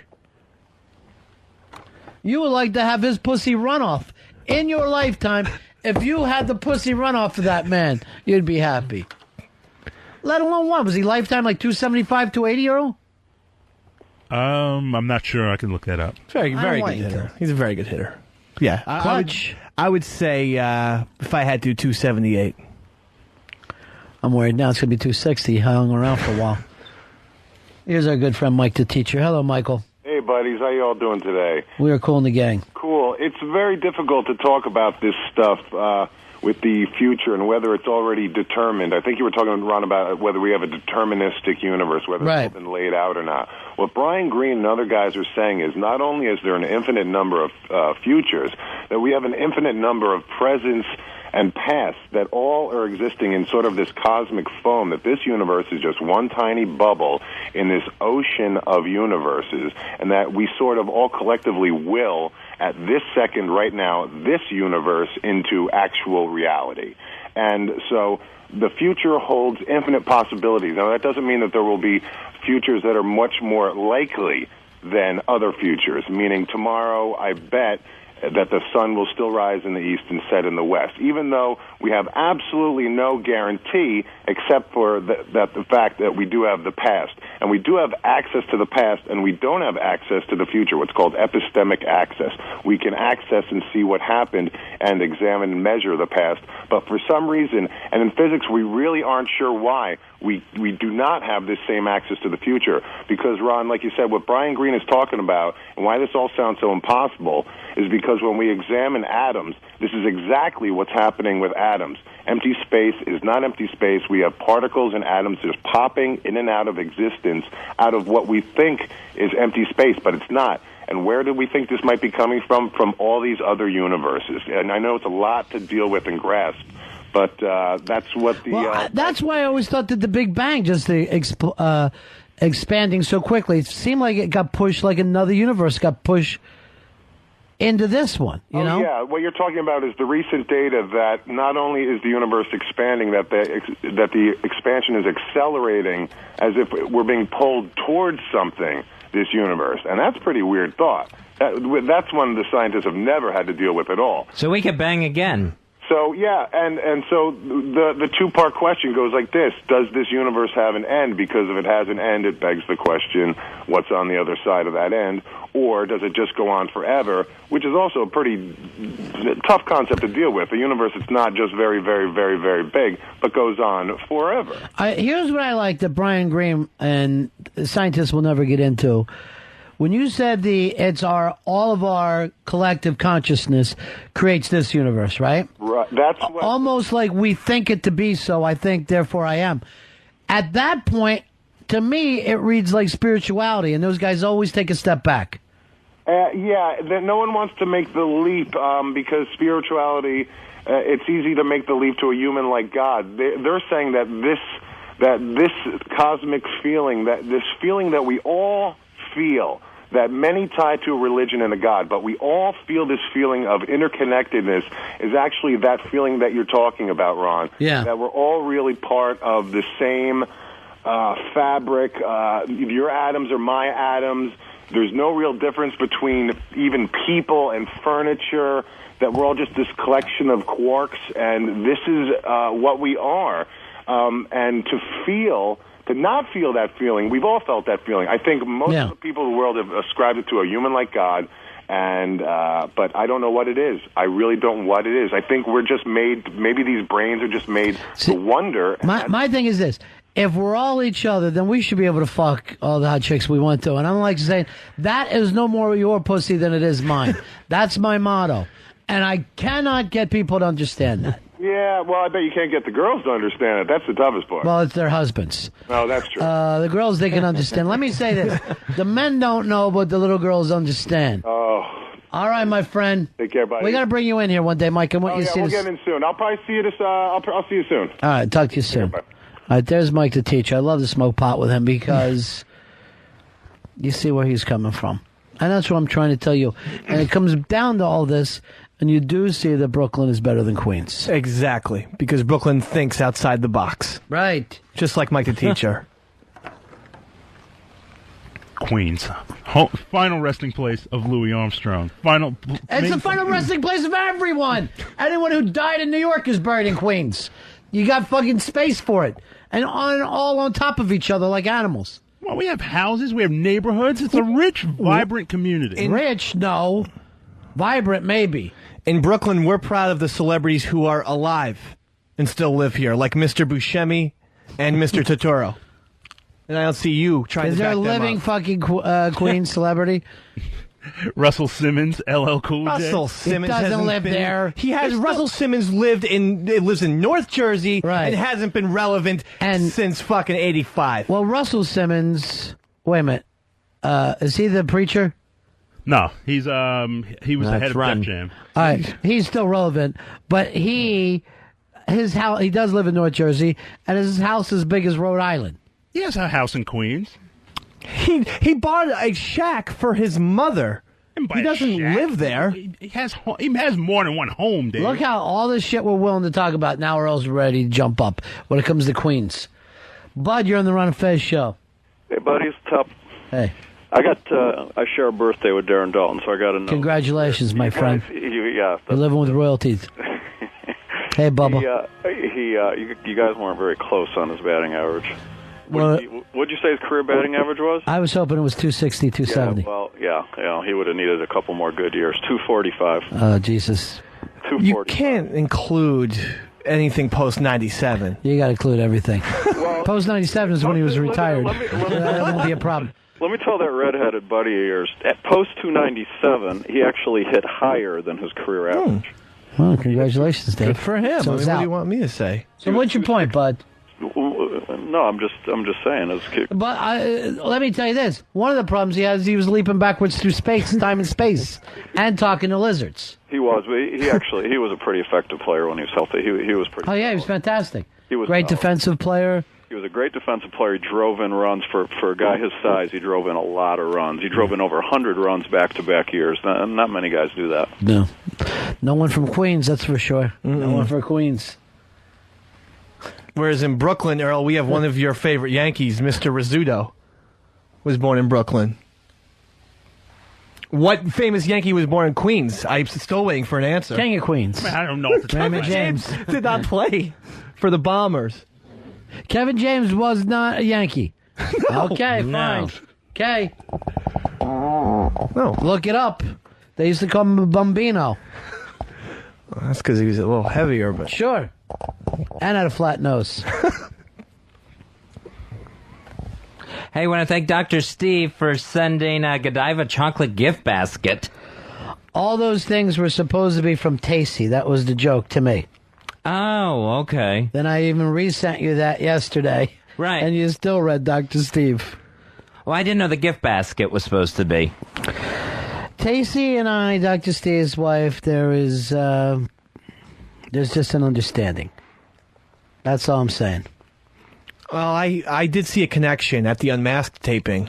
Well, I could have been a doctor myself. One thing held me back was schooling. I refuse to be judged. I cannot be judged as others. But I will just put this out here to anyone. If you let me operate on you, I'm sure I'll do a good job. You'll have to take my word for it. But I know I could do it. Does it matter what the surgery is? What's one opposed to another? What is there supposed to be? One surgery is harder than the other? I would think so. Give me an easy surgery. What's the easiest one? I would think the appendix, where you're just taking something out. You're not like having to fix something. This is why I quit school. Sprained ankle. I don't want any fucking... That's not surgery. I know I can fix tendons. I guarantee you I can fucking repair tendons. But I will not get the opportunity because we live in a world of red tape, Earl. Earl, let me operate on your sinuses and I bet you stop snoring. Just that. No one's ever died from a botched sinus operation. But what if I stop breathing? No, not the size of the holes I'm going to give you. I'm going to fucking lay those bastards open. I know I can do it.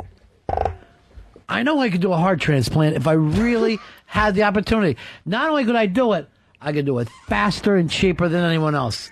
I guarantee you, I can do a heart transplant in under an hour and a half. But there's so many arteries and veins and everything to reconnect. To disconnect and reconnect. You're talking about a pre-9/11 world, aren't you? I'm talking post-9/11 world. Speed's king in this world. Doesn't sound very sterile. All you gotta do is solder. I didn't say it was going to be terribly sterile. That's a big part of surgery. Well, do you want speed or you want sterilization? So I'd go for sterilization. And slow as possible. Then good. Go back to the regular fun. Go to Lenox Hill again, Fez. That's where you're happy. I will. You go there once a year, and I guarantee you got a clot in there right now. You think so? Where I could get you a brand new heart or even a blender, and I think I could have you up and walking around. And I can do it cheaper than anybody else out there. But we live in a world where the government decides, oh, this person is a doctor and this person isn't. Well, I fell in with the people that weren't considered doctors, shop majors. Bill, you're on Ron and Fez. 2935, my brother. Yeah, man. Tonsillitis, got to be the easiest surgery around. I can snip that fucker in less than 30 seconds. Matter of fact, I won't even have to knock you out, Earl. You still have your tonsils? Yes, I do. I'll take out tonsils and adenoids, 4 minutes flat. You stay awake, no anesthesia. I'm going to take a little anesthesia for myself because I got a problem with nerves. That's going to hurt a little. I'll be screaming. Well, you're not going to stop? Will you? I'm willing to say no. Yes, I would be screaming. No, you have that sore throat from your tonsillectomy. Or Willie, Fez. I give everybody an Italian ice. Nice. Suck on that. It's going to freeze all down in there. You like cherry, Earl? Love cherry. Let me give you cantaloupe because you've never had that before. What's that place over in Queens that has all the different Italian ice? The world-famous Lemon Ice King of Queens. When's the last time you've been there, Earl? Actually, what's funny is the guy from the Lemon Ice King. Just answer my question. I haven't been there since junior high school. All right, so why are you bragging about it? No, but around the corner there's this there's a store right around the corner from me, and they have a Lemon Ice King guy come in and sell ices on the corner. Was that as good? Yes, as good. Because I went, "Are you from Lemon Ice King?" He said, "Yeah." They kind of. I would say the same thing too if I was him. It was like a weird licensing deal where they set it up with this place. A weird licensing deal. Yes. Guess what? There's a Haagen-Dazs place near me. Now, they don't make the Haagen-Dazs. They have some weird deal where they distribute it. Why is this shocking to you, Earl? Well, it was shocking for me to be in my neighborhood. That's what was shocking about it. Mark, you're on Ron and Fez. Yo, Ronnie, what's a doctor? Is a chiropractor a doctor? No, absolutely not. It's a doctor. He is a massage therapist. You sound like your microphone's all jammed up, man. Thank you. You use an Oaks mic. You got to quit moving it. Thank you. You need to do a little tweaking on it, maybe. Mark, thank you. I've never gotten comfortable in this new studio. I don't like the phones here. I don't like the microphones. Fez, how are my levels? They sound and look fine all day. I've begged you, as the executive producer, to go back and check levels. You only will listen from this vantage point. We need to have somebody who listens to the show, tape the show, and then have our executive producer listen to it. As the day go by, I don't bring that up to you, Fez. Right, and I've done that. And it sounds fine? It sounded fine to me. Yeah. To me, he's not being definitive. Yeah. When I saw you move into Earl's position, you've taken on a lot of Earl's confidence levels. By that, I mean 0. Whereas myself, a doctor of medicine, I have to be confident. I have to be ready to operate at any time. And that even means ready to operate drunk. Because I don't know when I'm going to be drunk. I'm an alcoholic, and that's a disease that can't be cured unless you quit. And who's going to do that? No one in the history of time has ever quit. Let me go over here to Mafia Life, Chris. No feedback. Chris. Hey, what's up, buddies?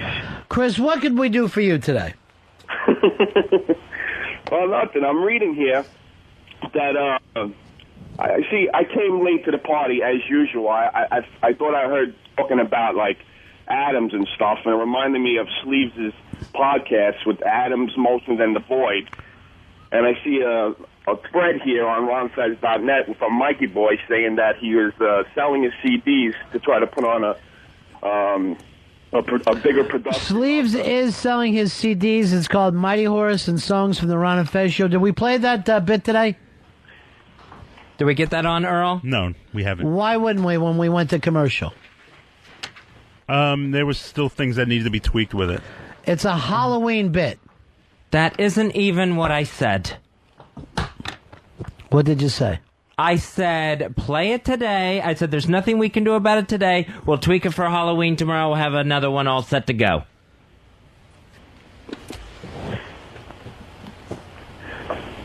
It drives me fucking insane. Way to go, Earl. But, Fez, how are you the executive producer if we're back to where we always are? It's all Earl's fault. We made you the executive producer so we don't have to yell at Earl all the time, correct? Right. Why is now, what's the problem? Oh, it's Earl. How come it's not Pitsy's problem or Dave's problem? How come it's still Earl? You know why? Because it's Earl sitting in that booth, and what has to happen is, I guess, I have to go sit in that booth instead of Earl. Earl, flip out. You move in here, Fez, you're over there. I just have to do all that stuff. Mm-hmm. Thanks a lot, Earl.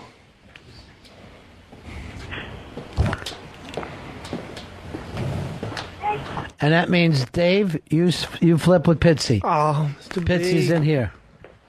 Mr. B. Can you cut me So, a break, or what? Can you cut me a break? I'm sorry, I can't do it. I'd love to, but I can't do it. The future's already written. Earl, welcome in here. You have fallen down so far in the rankings, you now seem to be the show co-host. That's how far things have dropped for you. You have lost your place over there. Now, is this all because of the Mafia Life Chris calling? Yes, I think it is. But it's happened. How does that make you feel? I feel... I feel... When did you fucking turn into Yoda? No, I'm just... I mean, that... Did you notice how much he sounds like Yoda in this room? Yes. There is no try, only do, Earl. How you like it over there, Fez? I can barely see you. You are so far... All right, I see that. I see I'm getting flipped off. All right, then you see perfectly. All right, but you're very far away. Yeah. Earl, how do you see me? I see you fine. Chris, what were you asking about anyway? Something about... Yeah, well, I see these CDs are for sale here, and he's trying to produce this filmed staging it elsewhere throughout the... I think he's making a big project out of it, and I figured, how about I buy 10 or 20 of these, and you could throw them in the prize closet and hand them out to some fans, courtesy of SpreadTheIris.com. Wow, so you're saying is you will load up our prize closet with these by buying 20 of them. I think it's a fabulous idea. I really do. I'm going to do that. All right. We have a small section also on SpreadTheIris.com that's called Prize Closet, and I'm gonna throw a couple out over there as well. Okay. Yeah, so. All right. So every time we'll give one out, we will then plug SpreadTheIris.com. Is that what you like? Sure. Or do we mention the Mafia Shoot People site? All right. I'm gonna put John hold. Fez Watley will talk to you off the air. He's our executive producer. Please hold. I'll be right with you. Fez, you look comfortable over there. Well, it's a much smaller room. It's a smellier room. Uh-huh. This place, I don't know what goes on in here, but this room stinks like swamp ass. And Pepper's not even here today. What are you doing talking? You switch out right now with Dave. I can't have him in here. I cannot have him in here. He drives me nuts, Earl, because he's the reason why you are stuck in this room. Do you hate it over here? I know that you don't know what to do with your arms. Since you don't have anything, you're not over there riding levels, you don't know what to do with your arms. Yeah, it's kind of a foreign feeling, yeah. Yeah. But... it is kind of odd being in this chair. It's a little hot in here. It seems like everyone who gets in that chair doesn't talk. I don't know what it is about that. All right, Fez, do you want to run the promo right now for that Earl put together? Yeah, let me see if I can figure this out over here. I am a little untrained, but I'm willing to learn. Hey, I got nowhere to go, so don't worry about me. May I just personally thank you for bringing me back to where I feel like the safety, the creativity, the joy is. Switch out with Graz. I can't stand you in here. On. Seriously, all you had to do was be quiet. All you had to do was be quiet. Bullshit. and you had to go and push it. Graz, congratulations. You're an intern. Grab your seat. Fez, you ready with that new promo? Ronnie, I got the promo ready to go over here, Master Control. Okay, go ahead. Hey, Fezzy Lou. Why so down? Well, Ron, it's another Halloween with the same old music. Well, it doesn't have to be that way anymore, because this Halloween has Sleeves Mighty Horse, music for the Ron and Fez show. Mighty Horse? Listen to this. This sounds like Halloween. Sleeves Mighty Horse, music for the Ron and Fez show. Mighty Horse rocks, he rocks a fat ass. When Mighty Horse rocks, he rocks a fat ass. When Mighty Fez, how about this for Halloween? A Rocco Hula Luau.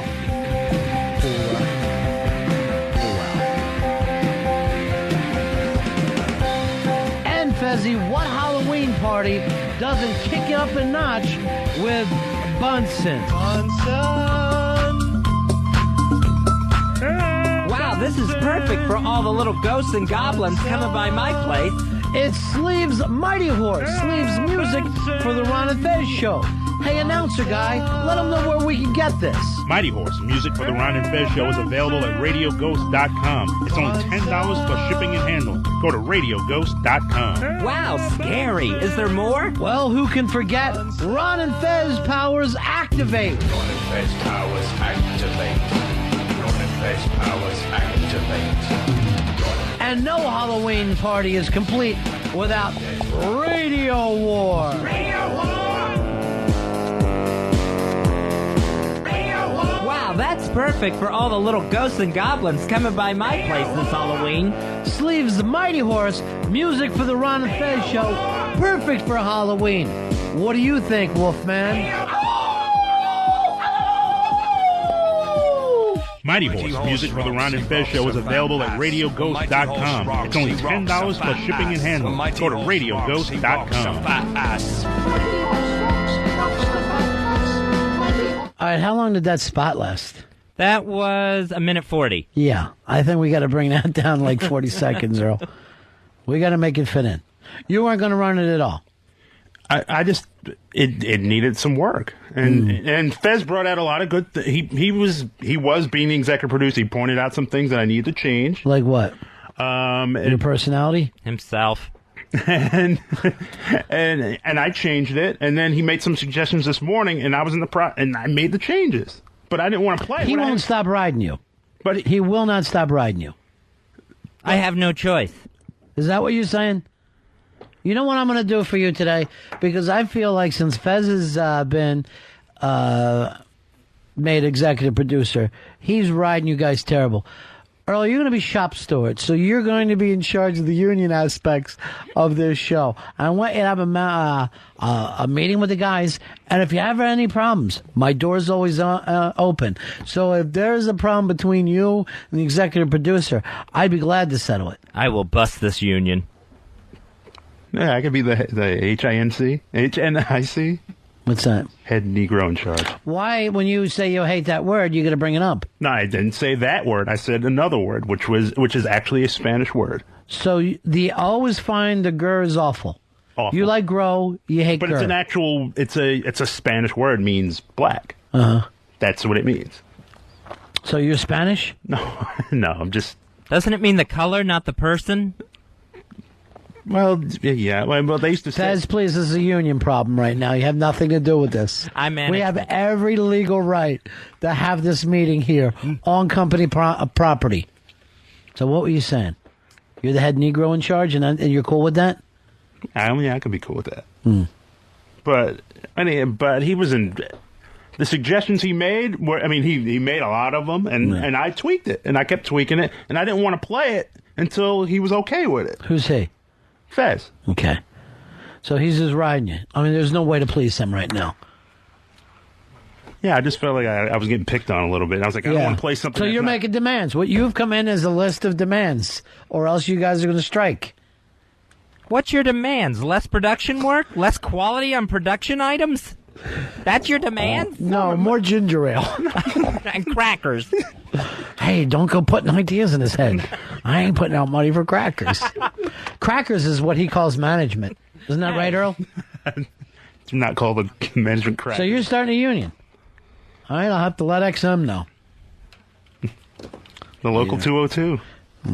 Oh, these are good jokes. These are good jokes. We're trying to put a merger together, and you're bringing up the U word. It's like, well, but I mean, but I'm getting a little busted on for a bit that hasn't approved yet. I know. You're right. You're 100% right, and Fez is 100% wrong. I am not wrong, but I'll bring it up at arbitration. Is that the Arby's? Because if it is, I'm getting a roast beef. That's where these union meetings should be held at. All right, ethically, we got a problem of, ethics right now. But, Earl, I'm glad to see you standing up for the working man. Fez, you got to keep that mic down or else we just keep hearing the other union members talking the whole time. Sorry. Sean, you're on Ron and Fez. Ronnie, that Mookie Stink Earl, it's for Spanish, it's negro and not negro for black. How do you say it, Fez? Negro. No, you're lying. I know the way you say it down south because I've heard you say it on the air. More of an I sound there in the vowel. An I. Graz, you come in here working third mic. Congratulations, a youngster like yourself. Now, I will throw out something to the listeners that this fucking Graz tells me yesterday. He goes, you told me that you picked up Jimmy Norton's book, right? I did. Turn on the mic there, Earl. I hate to wake you up. I know this is a shop steward. You'd make a better Dave Stewart than you would a shop steward. You ready? Do you have it turned on? Yeah. All right, go ahead. There we go. So, explain to everybody what you did with Jimmy's book. So, I really wanted to read Jimmy's book. I didn't have a lot of money, but I had enough to buy it. That's perfect. But then I needed the money again, so I bought it, read it that night, the next day, returned it. To me, that's the most unethical thing. First of all, to do to an author, but to do to an author who's a co-worker is the sleaziest thing ever. I'll throw it up here to the listeners. 866-RON-0-FEZ.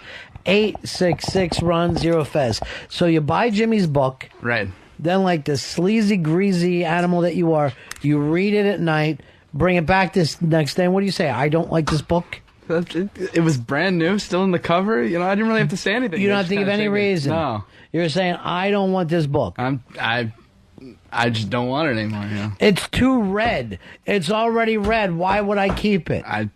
Are you one of those guys who buys a pair of pants, wears it to the party, and then takes the pants back? No, this is not a regular occurrence. All right, let me go over to my executive producer. Fez, what do you think of this? I think it's disgusting. Yeah. I think it's absolutely awful to read that book, get the joy out of it. Here's the thing. It's not the physical book. It's the stuff inside it that you've already taken. Well, that's part, yes. And that's for the author, but people also have made that book. There's a lot of people who've delivered that book. There's a lot of people that are involved in that $25, not just Jimmy. So yes, you've ripped off Jimmy, but you've ripped off the editor, the publisher, the printers, the truck driver, and yes, even the people who work there at the store. Now, Earl, I know you're always trying to take advantage of the man, as you put it, stick it to the man.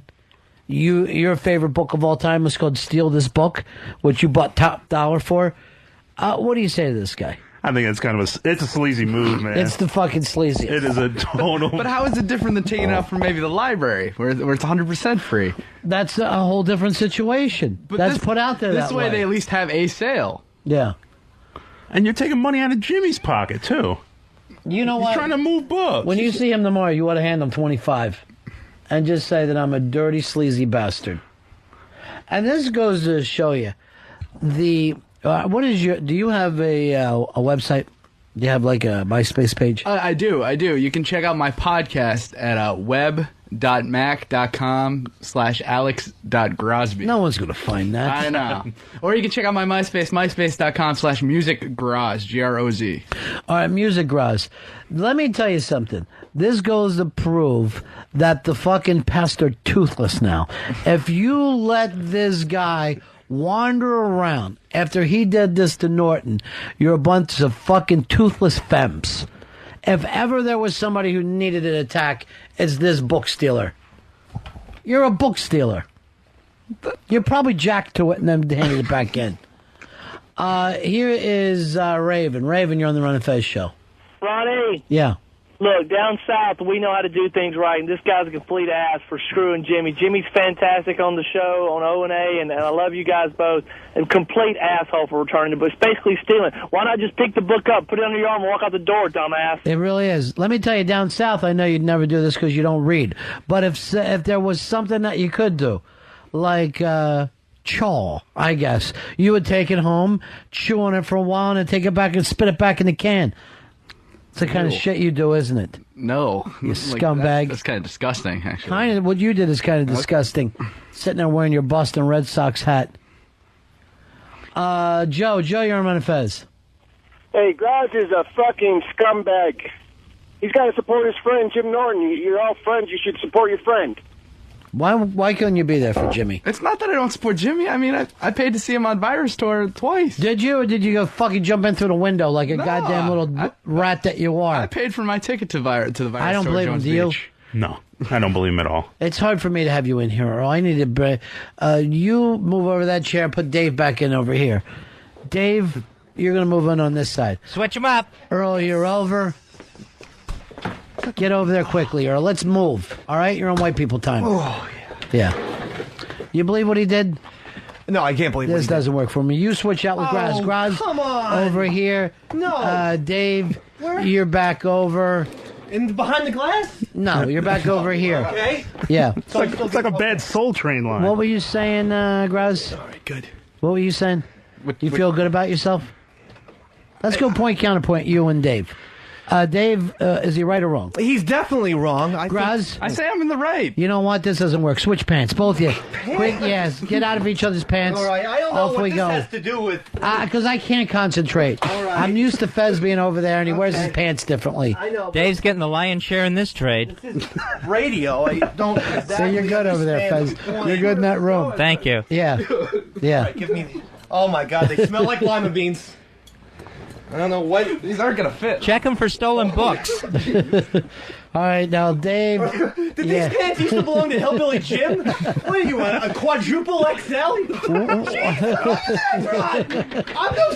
not a small guy. What is your waist size, Dave? Your normal waist size? Mine's waist size 34. 34. I rock a 40. He's rocking a 40. I know. I need about 6 belts, and one of them needs to be a fire hose. Nutrisystem wants you for the after picture. Brian, you're on Ron and Fez.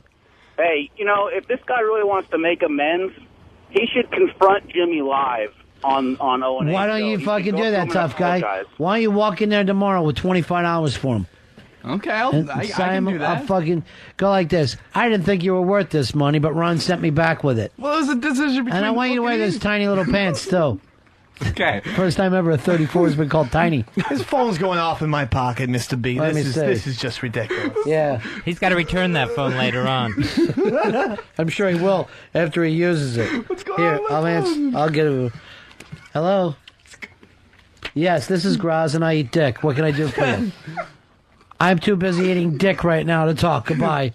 You see what I did to him, Earl?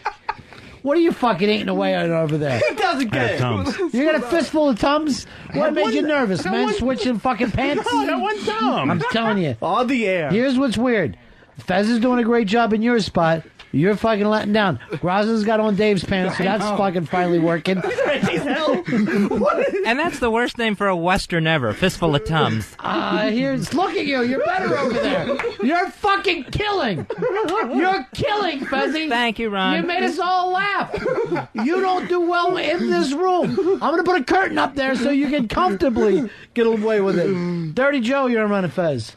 Hey, this is Dirty Joe from FBA, and Earl's a lazy necker. Are you, Earl? No. Then why is this rumor going around? I don't know, it's just a bad rumor, but it is not. It's your fault by bringing up negro today. You opened the door. It's a Spanish word for black. That's yes, what I mean. but it's the fucking root of the word that I find to be so offensive. I am offended by root words, and it's that really brings me down. Here is Arch. Arch, you're on Ron and Fez. Buddies. Looks like Graz turned bookstores into the Home Depot. When guys need a little pump to pump out that water, they bring them back. I'm telling you right now, You could, two things. Number one, Arch, you could go on the road as the Rich Voss experience. Because it really does sound like Voss is called in with this. And two, I want you to spread the word out there around Whackbag that this mutt has done this. And then say that the pests are all toothless fucking wimps that don't do anything anymore. Right after I put that in the line of the day, I'm going online with it. Oh, God bless you, Voss Jr. Talk to you later. Great, I made line of the day. Well, you didn't make it. I did, you fuck. Jesus Christ. It's all about this lice-wearing jeans. You know freak. what? Take my cigars, you fucking prick. I'm sure you're stealing them anyway. I don't steal anything. I didn't steal anything. You stole that book, you prick. I didn't steal the book. I paid for the book. And then you finished with it. Then you used it and returned it. That's fucking stealing. Why is that stealing? It's not like I ripped it off. All right, so you're saying it's not like I downloaded the book. Barnes & Noble is in the fucking position to rent their books for free. If everybody acted like you, it would be madness in the society. Hey, why don't you, Dave, you're not doing anything. Right. Let's see you run without touching your pants. Run over and get that thing from Dr. Steve and bring it back in here. Nice basket. Okay. Look, his pants are down. They're going to fall. You keep them on.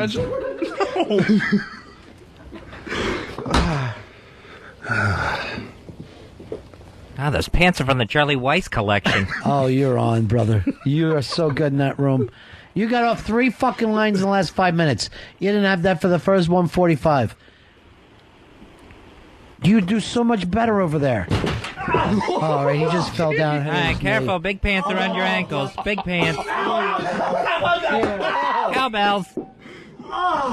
What happened?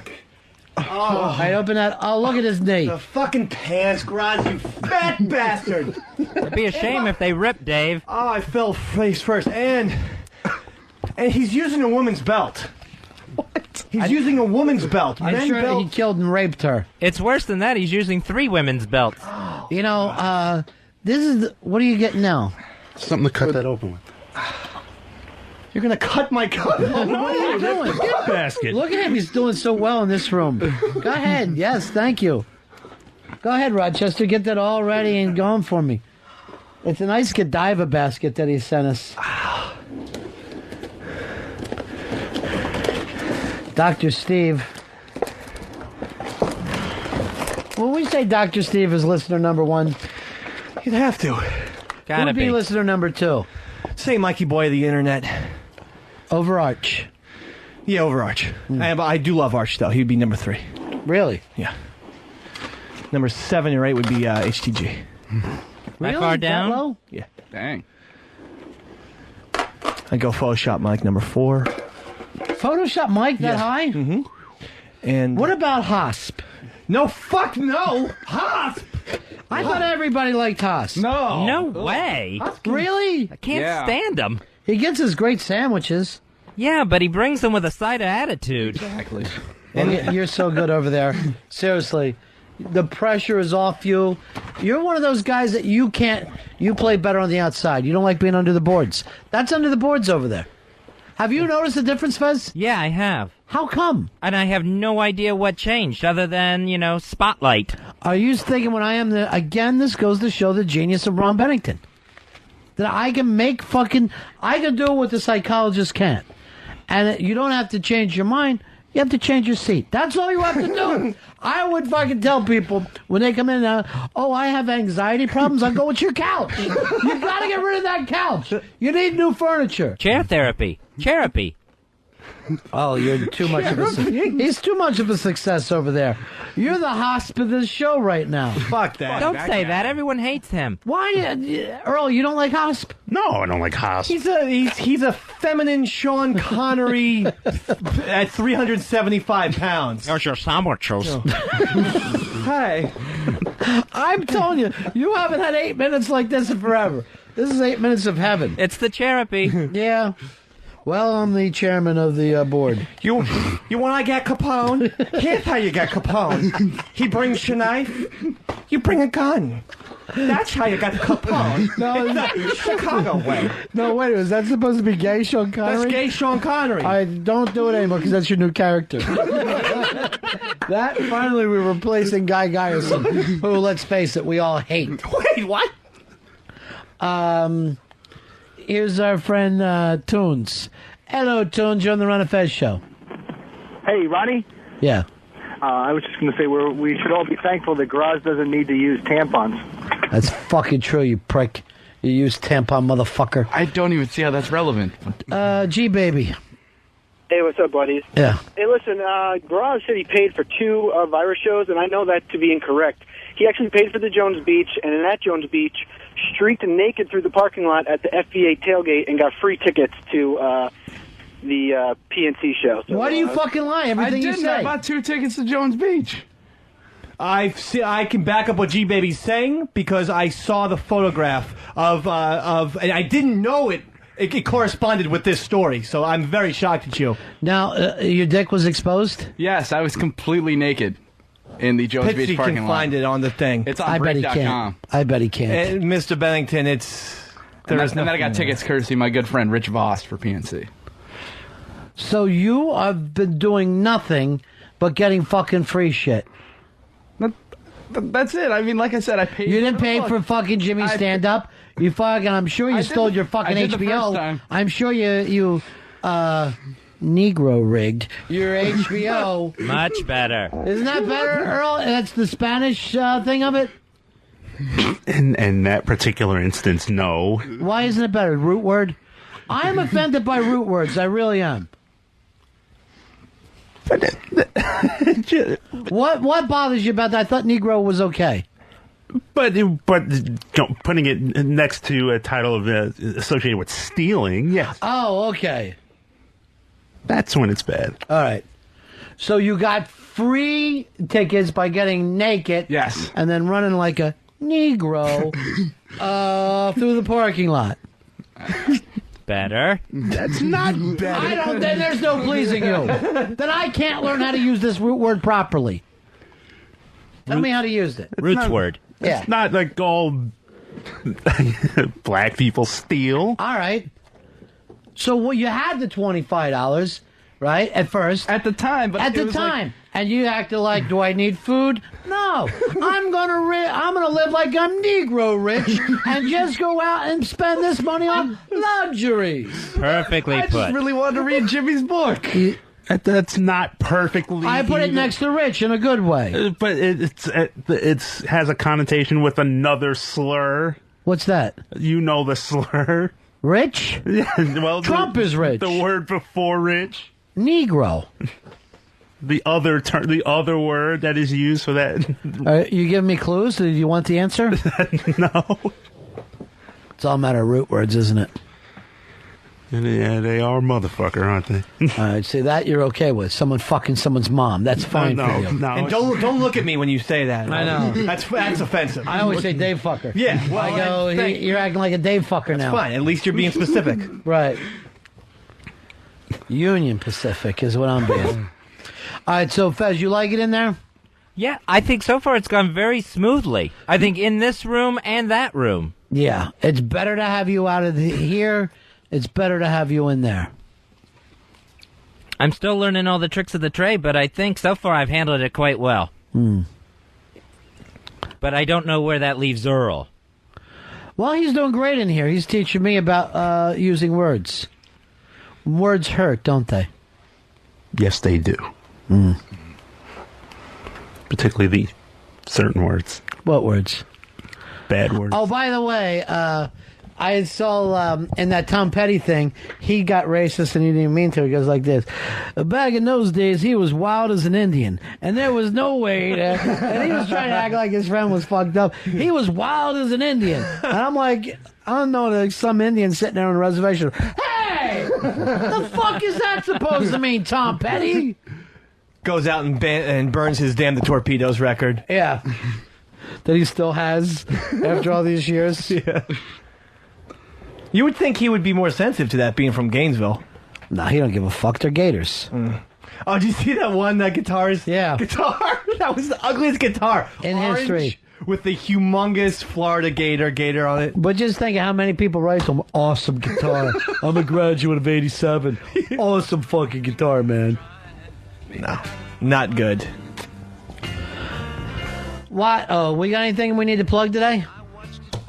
The Bob Newhart Unmasked comes up this Saturday on XM Comedy. That's channel 150, starting 8 o'clock in the East. Replays here on the Virus. Next day, Sunday at 2 p.m. in the East. And then also, our very good friend Sleeve does have out this new CD called Mighty Horse. By helping him buying this, you're going to maybe help him film his play and then take it out on the road. So how does he do that, Fez? You go to radioghost.com or ronfez.net, and you can order it there. Mm-hmm. Also, Kathleen from the Bronx has gotten a hold of that blog again. And damn, is it funny. Now, remember when you guys said that you never heard it called Kathleen from the blog? Right. Then you're not reading the blog, because that's what her sig pic says. Oh. So, Fezzy and Mikey Boy made me feel like I came here from another dimension. That I came here from another universe and didn't know. And they're like, huh? Never been called that. And then I had to agree with them. I'm like, okay, I guess I'm nuts then. I guess I'm an acid casualty. Then I go back, look at it. There it is. As big as the great outdoors. It's all about that sig pic. It's all about the sig pic. That's the clue to the poster. All right, Fezzy, so you want to hang in there tomorrow? Yeah, I'll hang in here. Earl, you want to take tomorrow off? I wasn't planning on, but I'll take a day off. Why don't you take the day off, go through the one-ets? What? Because if I got Fez in there, why would I need you here? Well, I mean, he doesn't know everything in there. I could show him what's going on in there. How? From in here? If you have, if you have plastic arms? First of all, for you to show him means that we'd be happy with the way you do things, and we're not. That's why we moved Fez in there. So now he's taking your job title, and now he's taking your command center. But there's no use for you anymore. There's plenty of use for me, and I still have the, I have to air my. Can I air my grievance to you, Ron? Yeah, first I got Elo on the other line. Yeah, stop Earl's checks. Now, what were you telling me? But no, don't stop my checks. Yes, don't listen to him. Stop him. Stop his checks now. Stop my checks. But I'm just saying that. But the reason why I got bounced out, I thought it was under false pretenses, for something I did not do.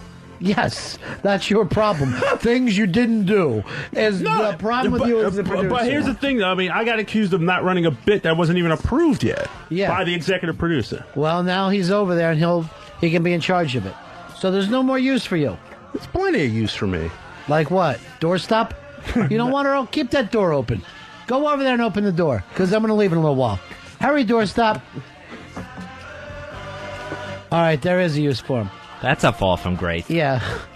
You know what? Let's, I got a great fucking story from Homestar. Homestar, tell me that story. That's the end of my show. Donk.